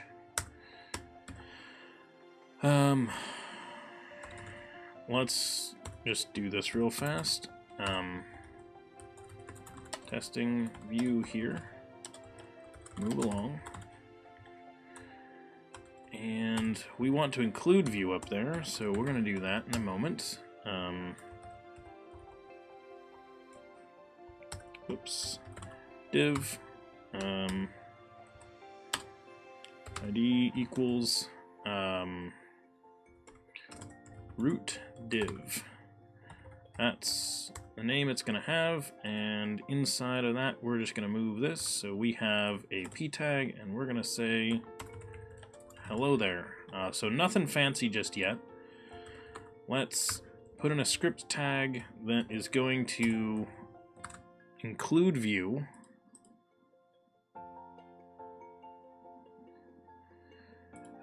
Say view CDN. CDN, where are you? There you are. It's on my clipboard. That. Okay. JS, site.js. Let's call this myview.js. I'm going to put that on it.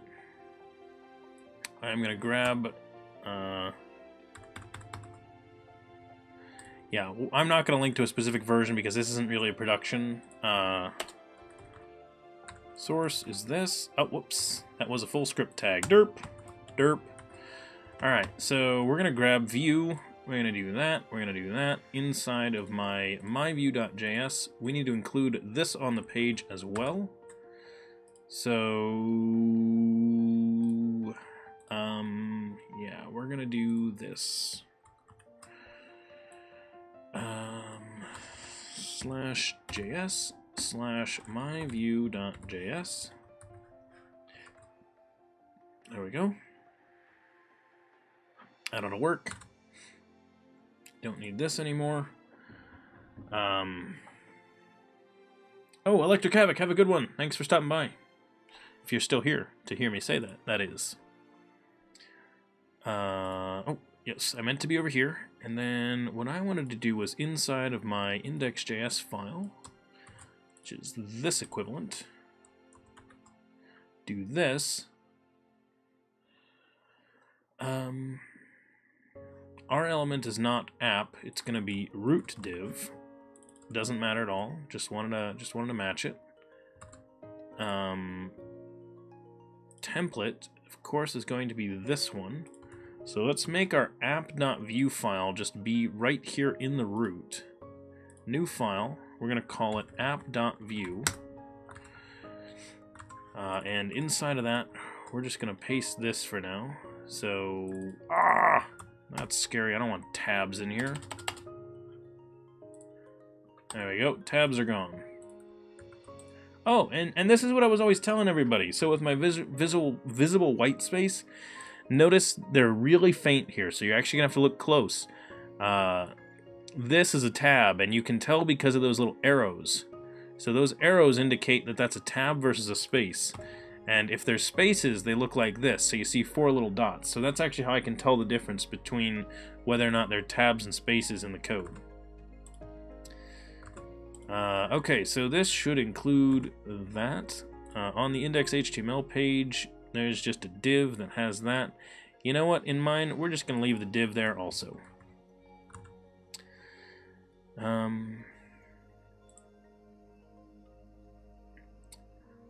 Let's just grab these for now.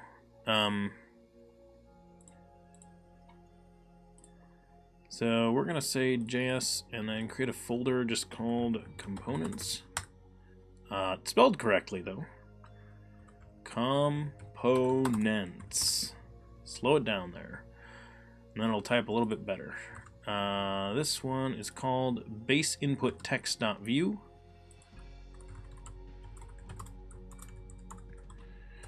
View, and what do we want to put in here? Let's steal this for now.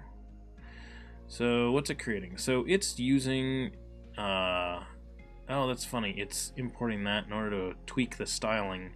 So it really is using that code. Let's grab to-do list.view.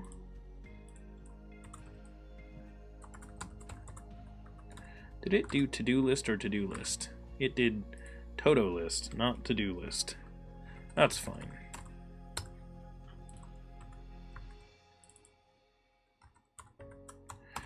Do place all those, please. Oh, that's interesting. That one was tabs, that one was spaces. To-do list item.view. To-do list item.view. Welcome, someone. Thanks for that follow, much appreciated. I'll figure out who that someone is in a moment. Kapoor? Kapura Apaka, maybe? I might have butchered that, but welcome. Thanks for following. Much appreciated. If I do butcher your name, just let me know and tell me how I can say it a little bit better. Okay, so we are emitting the remove event on our to-do list item here, which means that on our to-do list, we probably have in the template to-do list item. There it is, watching the remove event. And remove to-do is the function, the method that is called. And then it says which ID, which means if we look at the item, we should see that they were passing in the ID value that's getting removed from the set, and then that is what gets removed from the collection. Makes total sense. So, and in this case, it is just resetting that value by filtering out the missing item instead of finding and splicing it out or something like that. Either approach would work, but that works fine. Okay. So lastly, in order to make this work, because it did have a reference to variables.scss, we're going to add that in as well, and that is in the www root. So not there, but in the www root. Welcome, someone.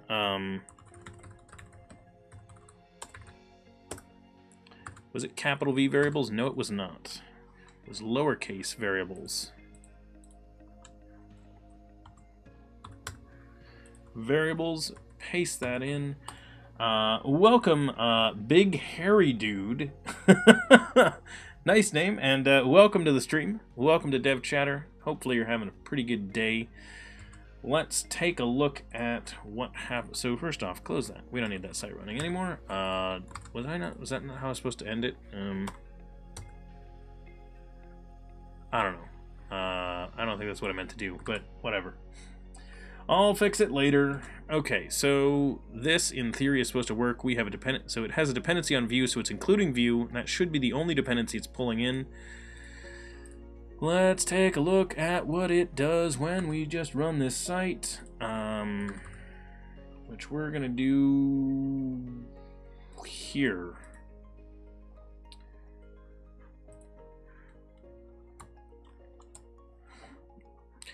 And we called it, what's the page? myvue.html. Okay, so that's the page we're going to navigate to once this loads.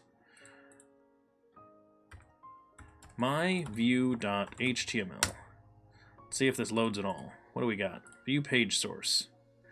myvue. Yes, something. I apologize about the white, everyone. That's going to be some bright colors there. First off, this page exists? Yes, it does. Okay. Does it recognize that Vue is here? Oops.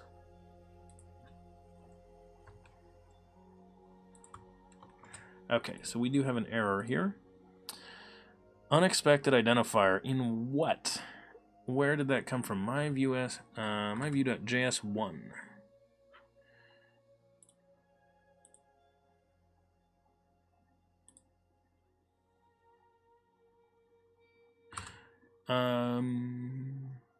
Hey, Mr. Bubs, welcome, buddy.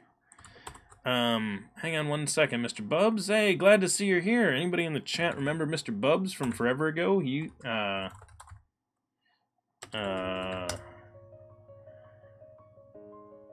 Welcome. Glad to see you're here, buddy. Congratulations, by the way. And you're now wondering what I'm congratulating you about. I'm doing pretty well. How are you? Glad to see you're here. I was hoping someone would chime in because you were here. Haven't had anybody chime in and say hi to you yet.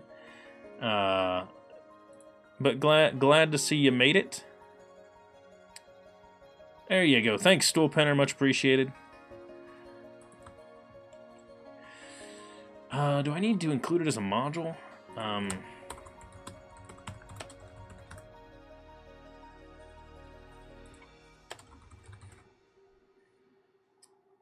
Hey, there we go.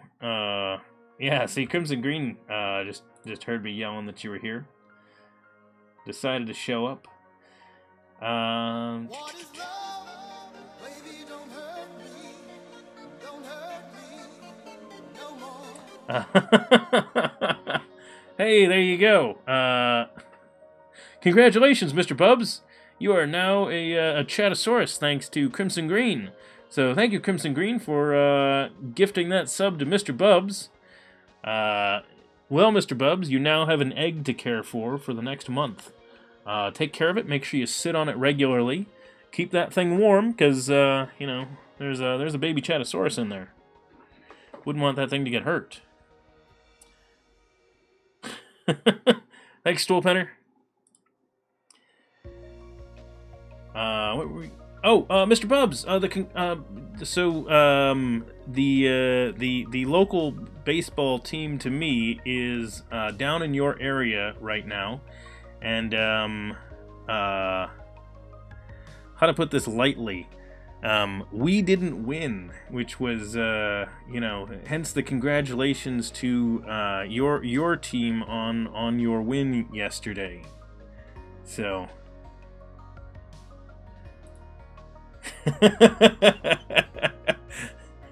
Yeah, see, there you go. Yeah, they're not playing super well. Yes, there you go, Fishing Dev. Yeah, I know. Yeah, the thing that phishing dev said there. That thing. I agree. I feel bad for him too. That really does suck. Okay, so I am wondering if maybe the reason why it's not loading correctly is something to do with needing to declare it as a module, maybe? Can I do that and maybe have it work? Will that make a difference? Nope. Unexpected identifier at the beginning of the file.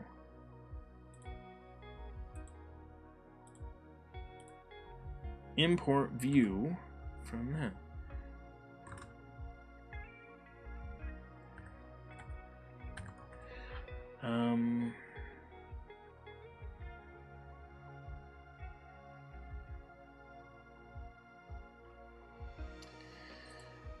Let's see. JavaScript import unexpected identifier.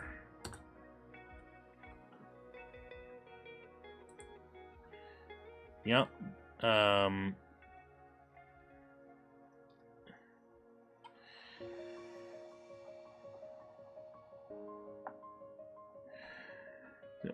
Adding type equals module to the main JS import line solved the issue. Okay, in where? Shouldn't main JS need... Yeah, on that one.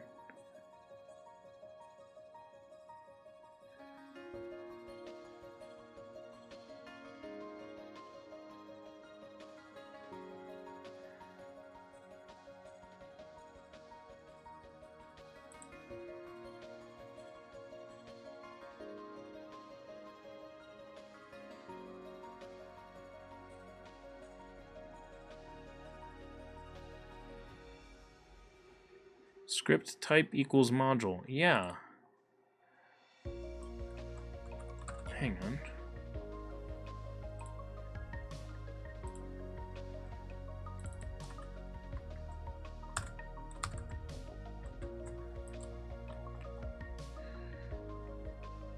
Okay, hang on. So failed to resolve. Oh, actually, maybe I have to do this here too. Tell it that that's a module.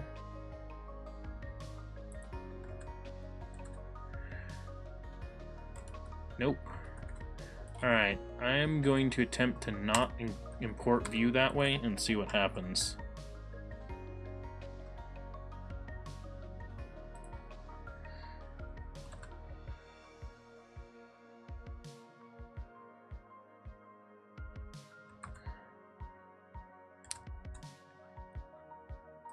Hang on. So that did get rid of that error. So same basic thing that we've done in all of our other projects this whole time. Doing that.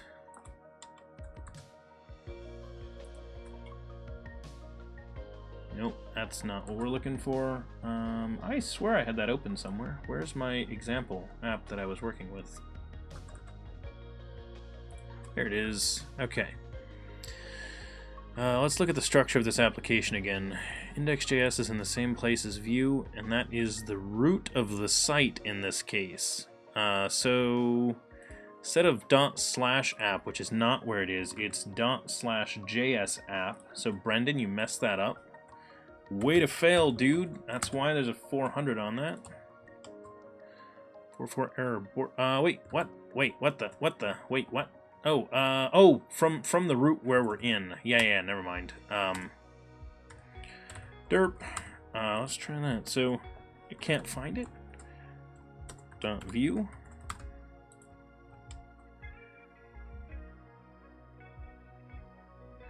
So...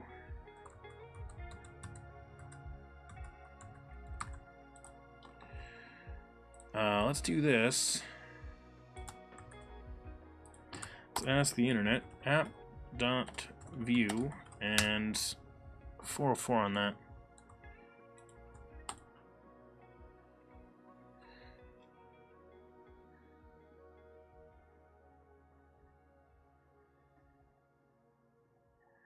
am served over HTTP. Use base URL.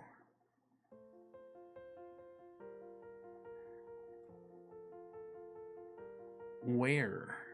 I don't even see that in this code that he showed here. Oh, probably because that's specifically for the CLI.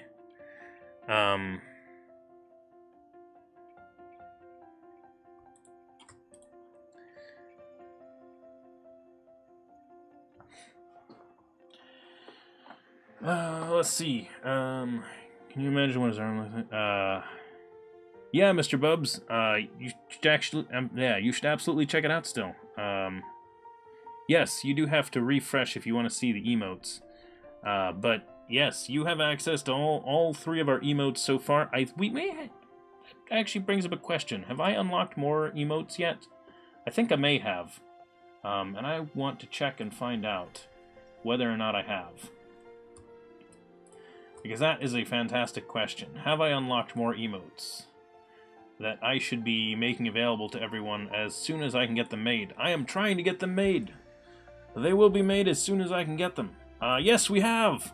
Look at that, we have an empty slot right here. So we have room for an additional Tier 1 emote and then 2 additional emotes as well. So we are ready for our 4th emote here in the channel. I need to make sure that I get that one uploaded and then add in our Tier 2 and Tier... Well, not that we've got anybody that currently has a Tier 2 or Tier 3 sub, but hey, you know, who knows? Maybe someone will want the emote, and that would be the way that you get it. So cool stuff there. Yep. Gotta love that affiliates get all the extra emotes now. That was a great change from Twitch, if you ask me. Okay,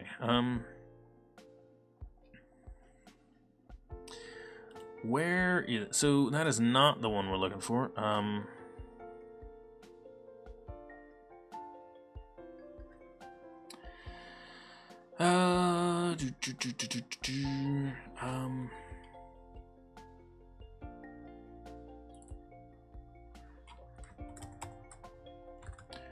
Where is our line of code? Where are we doing this again? Import app from that. View this.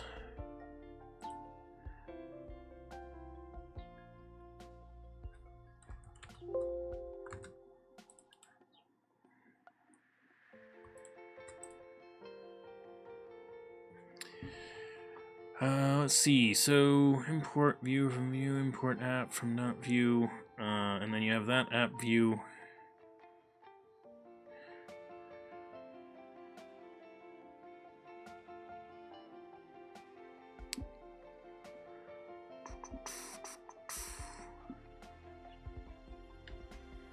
Nope, that doesn't answer my question.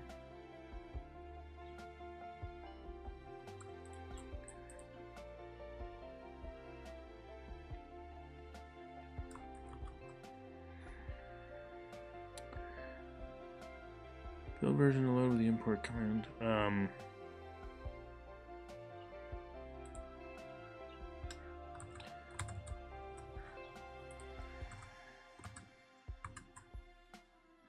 Let's try adding view back in and see if it yells at me about that one again.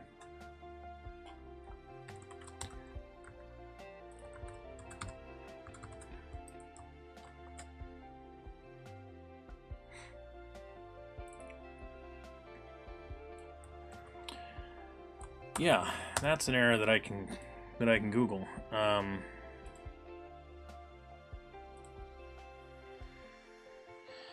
Yes, I want to import that, and I get that message, and then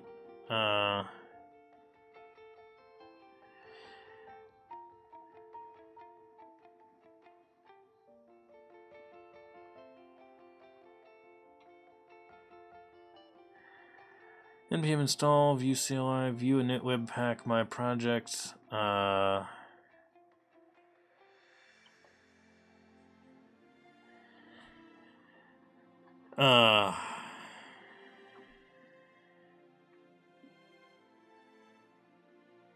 Yeah, no, that's actually the way that we want to go. So we're going to do what this guy said. Thank you, Evo.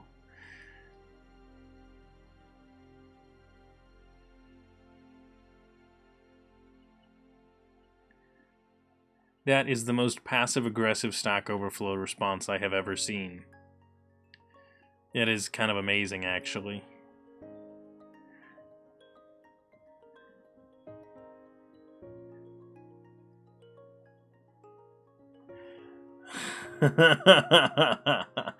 Yeah, Mr. Bubs, absolutely is. The ability to have more emotes as an affiliate is really fantastic, because I kind of said that I was always really annoyed by it, because I'm like, they do like one per tier, and the stupid thing about it is that it's like, well, don't you want affiliates to have more subscribers? And they'd have more subscribers if you literally made all their emotes tier 1s. I think the case that I'd always made was that they should probably have affiliates have 3 tier 1 emotes, a tier 2, and a tier 3 emote. So a total of 5.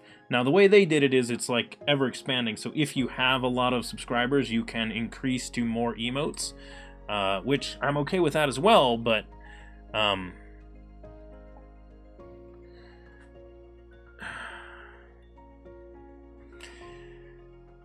let's see, ASP.NET Core Vue Webpack.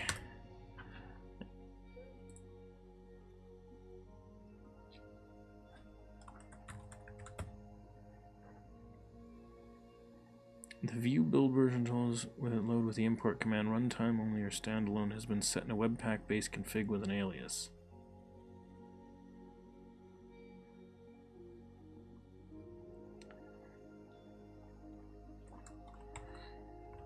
Webpack. Pack.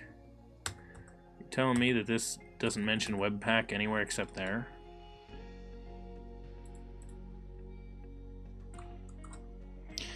VueJS, ASP.NET Core, Webpack.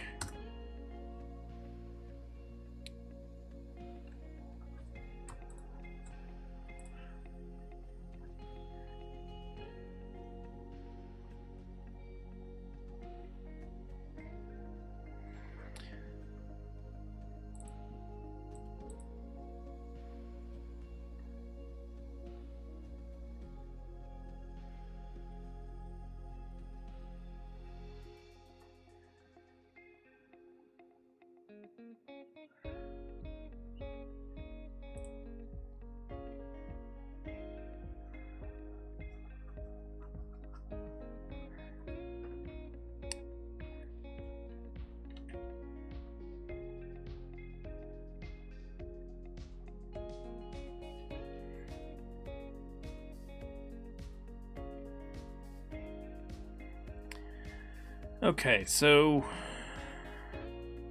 we need to set that up.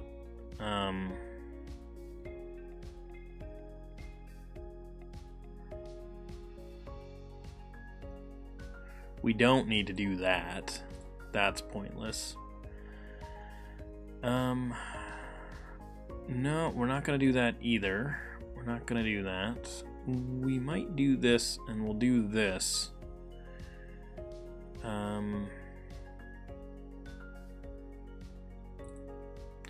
This we will do, I think.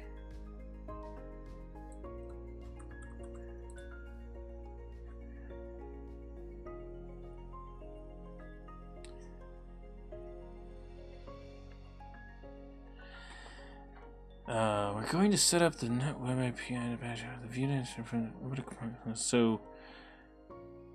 So essentially, it's recommending that we create a Vue app in the same folder as our ASP.NET app.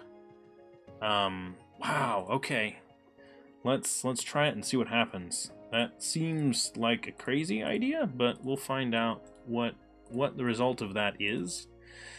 That's why we have source control, after all. Make sure we don't run into problems. I'm going to nuke our Scratch folder, actually. So let's do that first.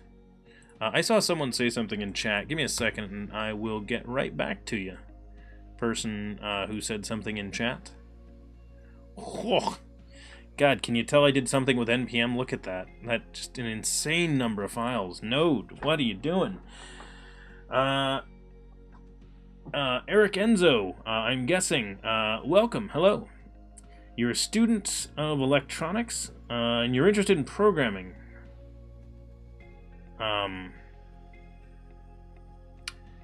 specifically JavaScript. Well, the short answer for anyone that is interested in learning to program in their spare time is you actually need to write code. You can look at a lot of open source projects. You can find tutorials and articles online at various different skill levels. You can get courses that are follow along. You can find courses that actually just teach the programming language and all those kinds of things, but nothing is going to settle your understanding of the language and how it works more than just writing some code. So the short answer is find a project that you are interested in working on. That could be something that's useful to you, could just be something that's fun and you find cool. The reason you want to do that is because it's going to help you stick with it, and write code. Obviously, if you complete that project or you get it far enough along that you're ready to move on to something else, go for it and pick a new thing to work on. But seriously, practice, practice, practice. Lots of programming. When I talk to people about that, I've been literally writing code for over 20 years. I have been a programmer. Obviously, the level, types, and languages of code that I use today are different from when I started programming. And yeah. Now, the funny thing about that, 20 years ago, I was using a programming language. Well, it's over 20 years ago. I learned a programming language that's, an old 90s programming language that I'm sure none of you have heard of anymore. What was it called? JavaScript, I think? Something like that. I think it was JavaScript. And that was a joke. JavaScript's actually a language that has gone through some changes over time. I would not have actually called it a great language, 20 years ago. I would have said like JavaScript is more like you have to use it, and that really doesn't necessarily have anything to do with JavaScript. The biggest problems with the language had nothing to do with the language itself, and mostly had to do with dealing with browsers and DOM manipulation. So if you want to use JavaScript in that sense, there's a lot to learn regarding things like frameworks that you want to learn. So if you are going to dig into JavaScript, I would recommend early on, no matter what you're doing, choose a path and stick with it for a little while, just so you can learn a decent amount. I guess my other question for you, Eric, would be, what do you want to program? Like, what's your interest in it? Because some people want to do like game development and things like that. And if you want to do game development, I would steer you away from JavaScript. Now, if you just want to build applications to help yourself with stuff, then that's entirely separate. And then, yeah, JavaScript, sure, why not? The only reason I would steer you away from it has nothing to do with any problems with JavaScript itself, and really stem to the idea of it is not what? That's not a valid language? What?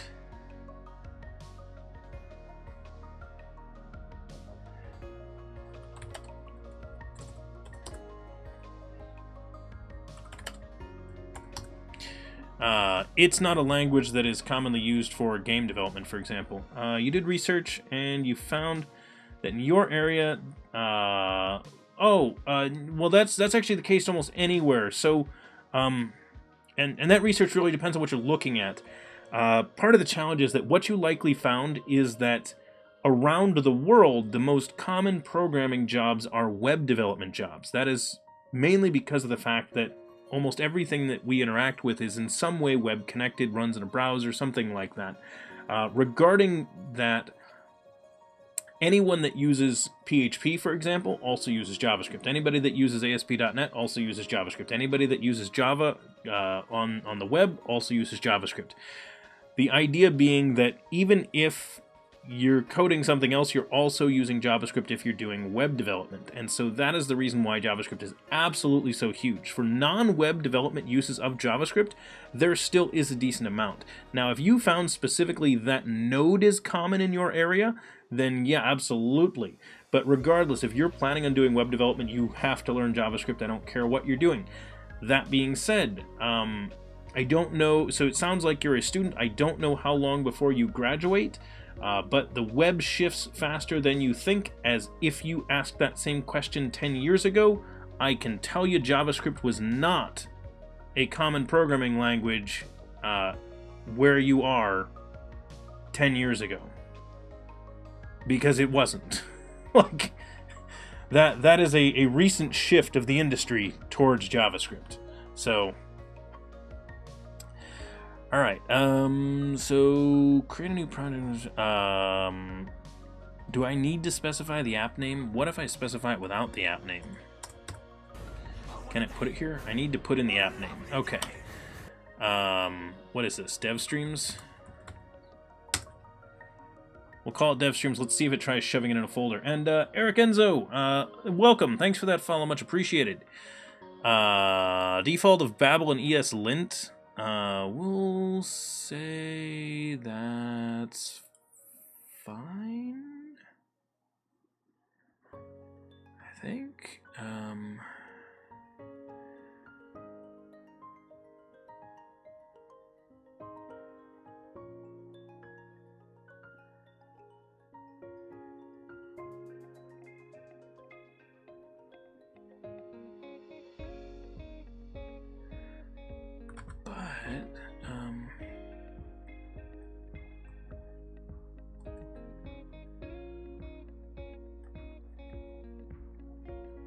We don't need that. We don't need a router. We don't need VI. See, we don't need that.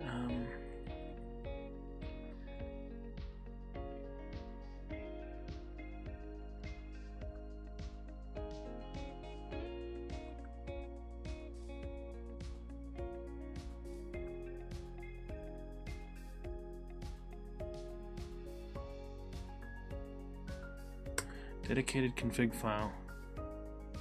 No. Oh, no's the default. Okay. Alright, let's see what it does. View CLI, what are you going to give me? You're a third-year student. Third-year student in your university. There's one more year, and this summer you want to practice more in programming. And so you actually want to switch into programming. You said you were in electronics. Does electronics mean electrical engineering? I'm guessing. I'm assuming it's translation difference on what those are. Do you think a summer is enough time to learn JavaScript for a junior job? Depends on your motivation.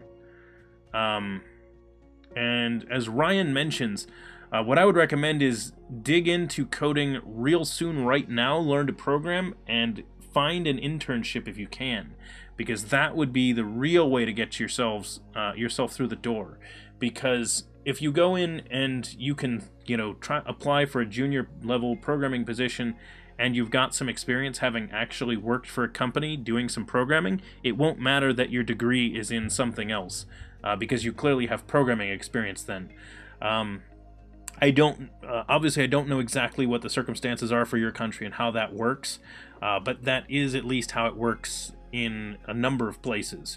So I know that most of the US that kind of thing works, and again, I'm not talking about like legal reasons, I'm talking about like culturally how it works, hence why I can mention the US and describe that as a varied place, because Canada and Europe are similar in that sense, that programming experience, at least for a number of countries, can get you beyond having an actual degree in it. Okay, so it's hardware stuff. Yeah. So it was maybe electrical engineering combined with computer engineering or something like that. So it might have been computer engineering might be the term I would use for it. Again, that's why I was assuming it was a translation thing with electronics, because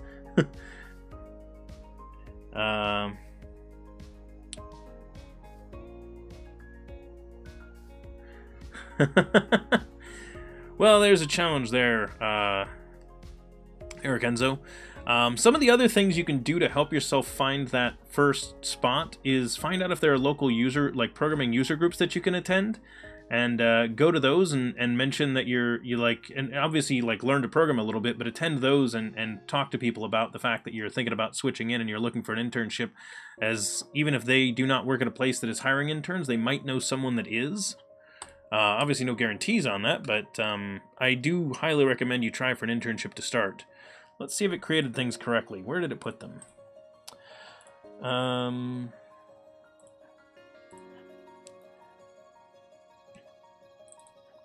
So first off, did it...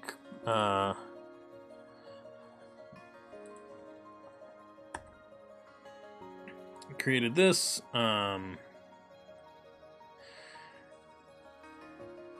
Put it in a DevStreams folder. That's kind of annoying. See, it did stupidly do that. I thought it was going to. That's why I didn't want to do that. Because it doesn't like the fact that my folder has casing in it. Because it's frickin' stupid. Thanks, Vue, for not liking the fact that my project has a name in it.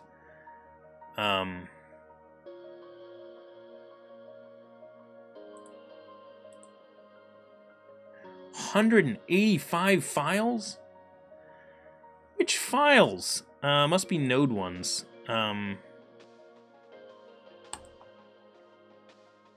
It's gotta be node ones. It's gotta be. Again, this is the whole point of using source control. If I bork this thing, I can just reset and it'll be fine. Source control for the win! I can take this risk. Let's see.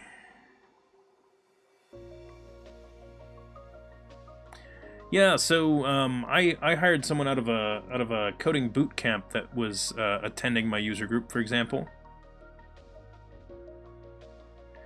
I did not mention Canada, but Canada and the US are surprisingly similar places. Which would surprise no one, I think. Not identical, there are absolutely differences, but... when you... Exactly, Twitchlove, when you bork it. And, welcome.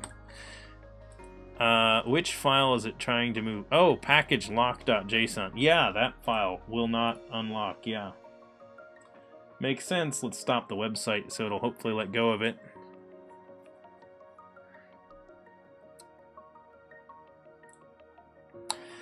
Greetings. Yeah, I don't remember specifically mentioning Canada, but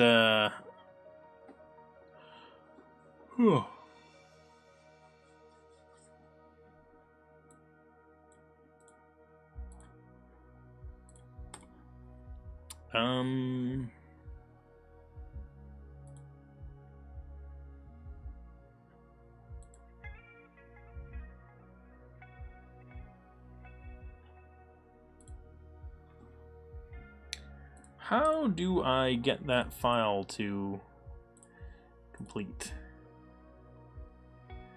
It's not gonna undo it, is it? What the heck are you doing? Windows Explorer, folks. Windows Explorer. Hang on while we watch Windows kind of fail here for a second. DevStreams. Ooh. Ooh, it didn't... It got lost. Oh, well, that could be a problem. Yep, that could be a problem. I don't have a good solution for that. Oh, actually, it seems like maybe it copied it. Because that has the name DevStreams. So maybe it did. Okay. Well, in that case, try running the site again.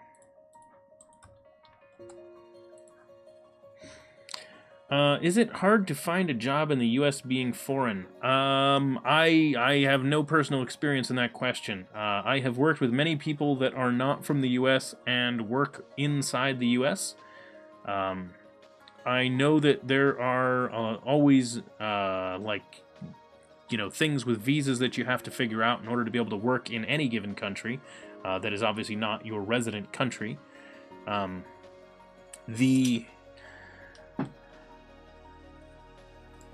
The challenge I do know of is that the employer that you're going to work with does have to, like, sponsor your visa for you to be able to work in the US. So I know that you have to, like, actually usually work with a larger company because they're the ones that are going to be able to deal with the difficulties of hiring a foreign worker, for example.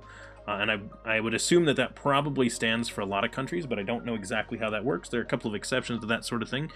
For example, if there are deals between countries that allow people to work between one or the other, there is that.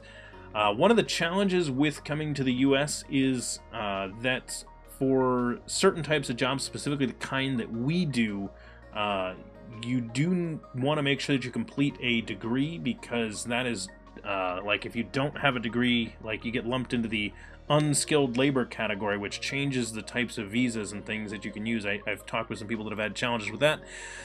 Keep in mind, though, that I am in no way a lawyer or anything like that, so take anything I say with a grain of salt, because I can't actually give anybody legal advice about any kind of stuff like that. Obviously. I'm a programmer, not a lawyer.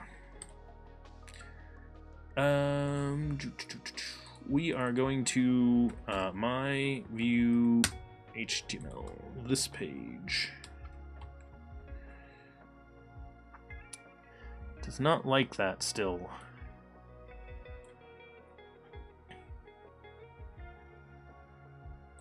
Wait, it's my Vue.html that's blowing up? Wait, what? Hang on. Wait a second. My Vue.html,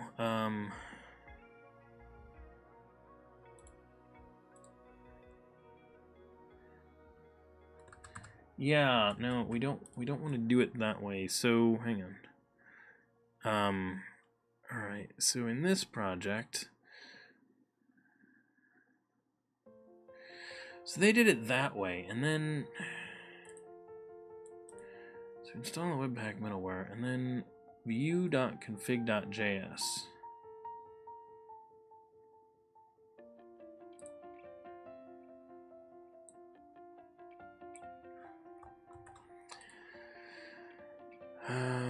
Let's create one. Collapse all these, source, open up this project, vue.config.js.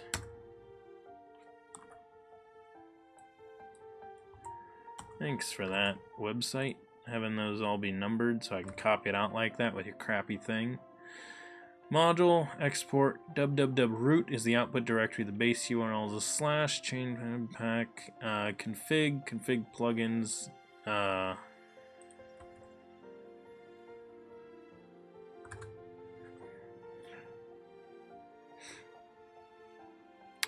inside of here, the key things that we need to do are set up app.use middle app inside of our configure.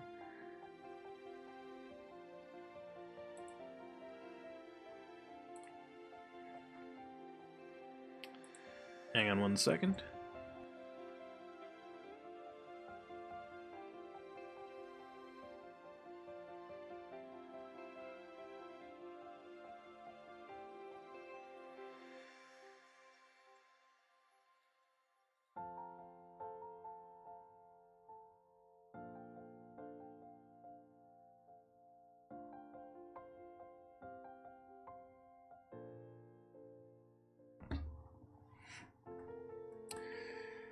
A bachelor's degree is the main thing that you need to convince people that you are, quote, skilled labor, which is a ridiculous statement on its own, but let's see.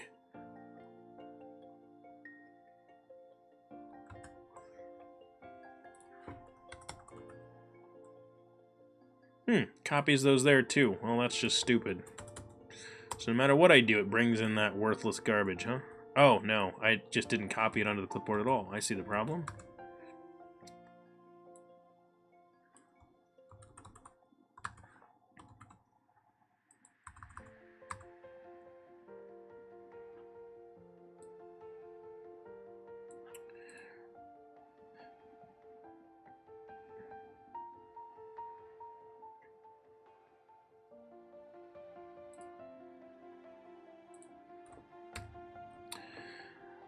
Yep, there we go. This is going to be system.io.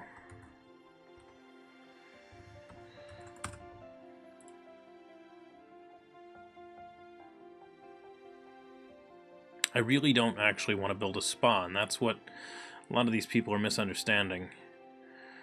Yeah, we should have that already. I don't care about that. I do not want to use that.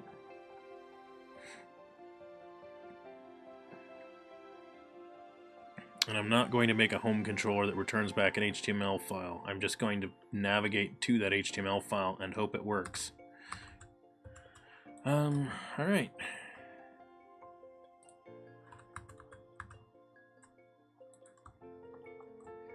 Let's do this.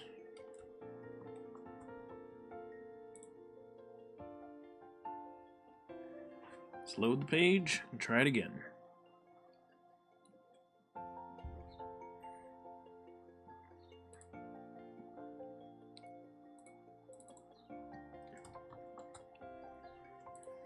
Well, that's funny.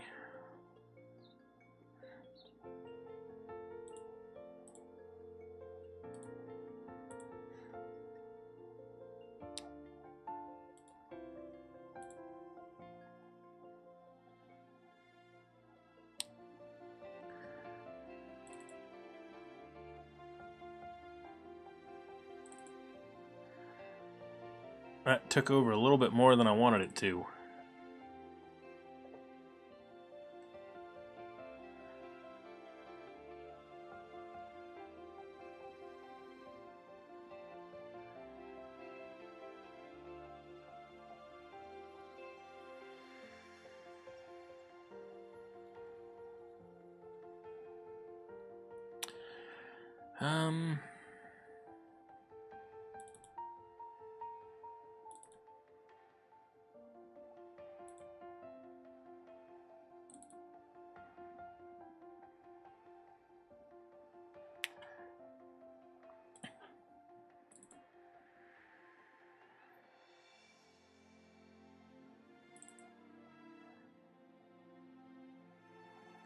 There's our site, there's our dependencies. That's not what we want. Oh, man. We may need to dig into this another time and mess with this. Because this isn't coming out nicely. And I think I've messed with this enough on stream today, trying to get this working. So, I think we will tackle this next time. Figuring out how to make these stupid things view components. Alright. I want to run a couple of things before we take off. So first off, I want to make sure that I tell everybody about a couple of things. First off, if you haven't yet, be sure to join our Discord. If you don't know, Discord is a chat application. We use it over on we use it outside of the stream usually. So it's a great place to chat with me and the other developers that hang out here on DevChatter. If you want to contribute to any of our projects, maybe you know how to wire up the Vue components and you just want to knock that out and send it to us, you can head on over to GitHub at GitHub and go to github.com/devchatter and grab our DevStreams project and send that to us, and that is a nice, easy way to contribute to the project. Additionally, if you missed any of our videos in the past, we've done, like, what, 190-some videos, and this is episode 192, I think we're on, something like that. We have done a ton of episodes of DevChatter. We have been doing this stream for well over a year now, and we have archives going way back to the beginning of that, which you can find over on YouTube. If you want to see our recent videos, you can check them out here on the videos section on Twitch, and you can actually see videos of any episode we've done here. Additionally, if you want to follow me on Twitter, I've got stuff over there about that as well. Again, links are in the chat. They're also down below the stream, or if you're watching this in the future on a YouTube video or something like that, hello future person, all the links I mentioned, I say down below the stream, down below the video as well. So I keep those links there because, hey, people might want to check them out. Couple of things I do not want, yeah, episode 256 is going to be a good one. We are going to celebrate the arbitrary round number that comes to us from our base 10 bias by taking a look at that at some point, but I do want to make sure that I pass this on to someone else who's doing cool stuff. So who is streaming right now? Because I'm going to run our credits and then I'm going to raid someone. So I do want you to stick around, don't go anywhere. There's going to be more awesome stuff going on when we jump over to another stream. Mark stopped. Matt is still going. The Michael Jolly's still going. You know, Michael Jolly's doing some cool stuff right now. He's doing things that we used to do on our stream back in the day. building overlay stuff in his chatbot. So I will have us head on over that way. We'll visit him today. I'm not sure when he's wrapping up. So let me go ahead and queue that up. So there it is, queued up. And then while we do that, I'm going to roll our credits, because that's what we do here. So first off, I want to make sure that I thank everybody that helped us out and made this stream great today. So Crimson Green, S&B, Stool Penner, thanks for hanging out and helping moderate the chat today. Always appreciated. I want to thank all these lovely people for following us today. Thank you for clicking that button and you know, getting notifications when we go live. If you haven't clicked it yet, you should. And Rubik's, and I want to thank Crimson Green for gifting that sub to Mr. Bubs TV. So thank you for subscribing. Thanks for hanging out. Thanks for chatting. I had some fun. We got our stuff working at the beginning of the stream. The end of the stream, we ran into some frustrating stuff, but it was still pretty good. Fishing Dev, thanks for spamming the hype there at the end. I am going to see everybody again on Saturday for our next stream, because again, we stream 4 times a week on Mondays, Tuesdays, Thursdays, and Saturdays here. You can find schedule information down below the stream, and I look forward to seeing you next time. Take care, happy coding, and enjoy the rest of your day. Stick around for that raid, though. We're going to go talk with a Michael Jolly soon. Bye, everyone.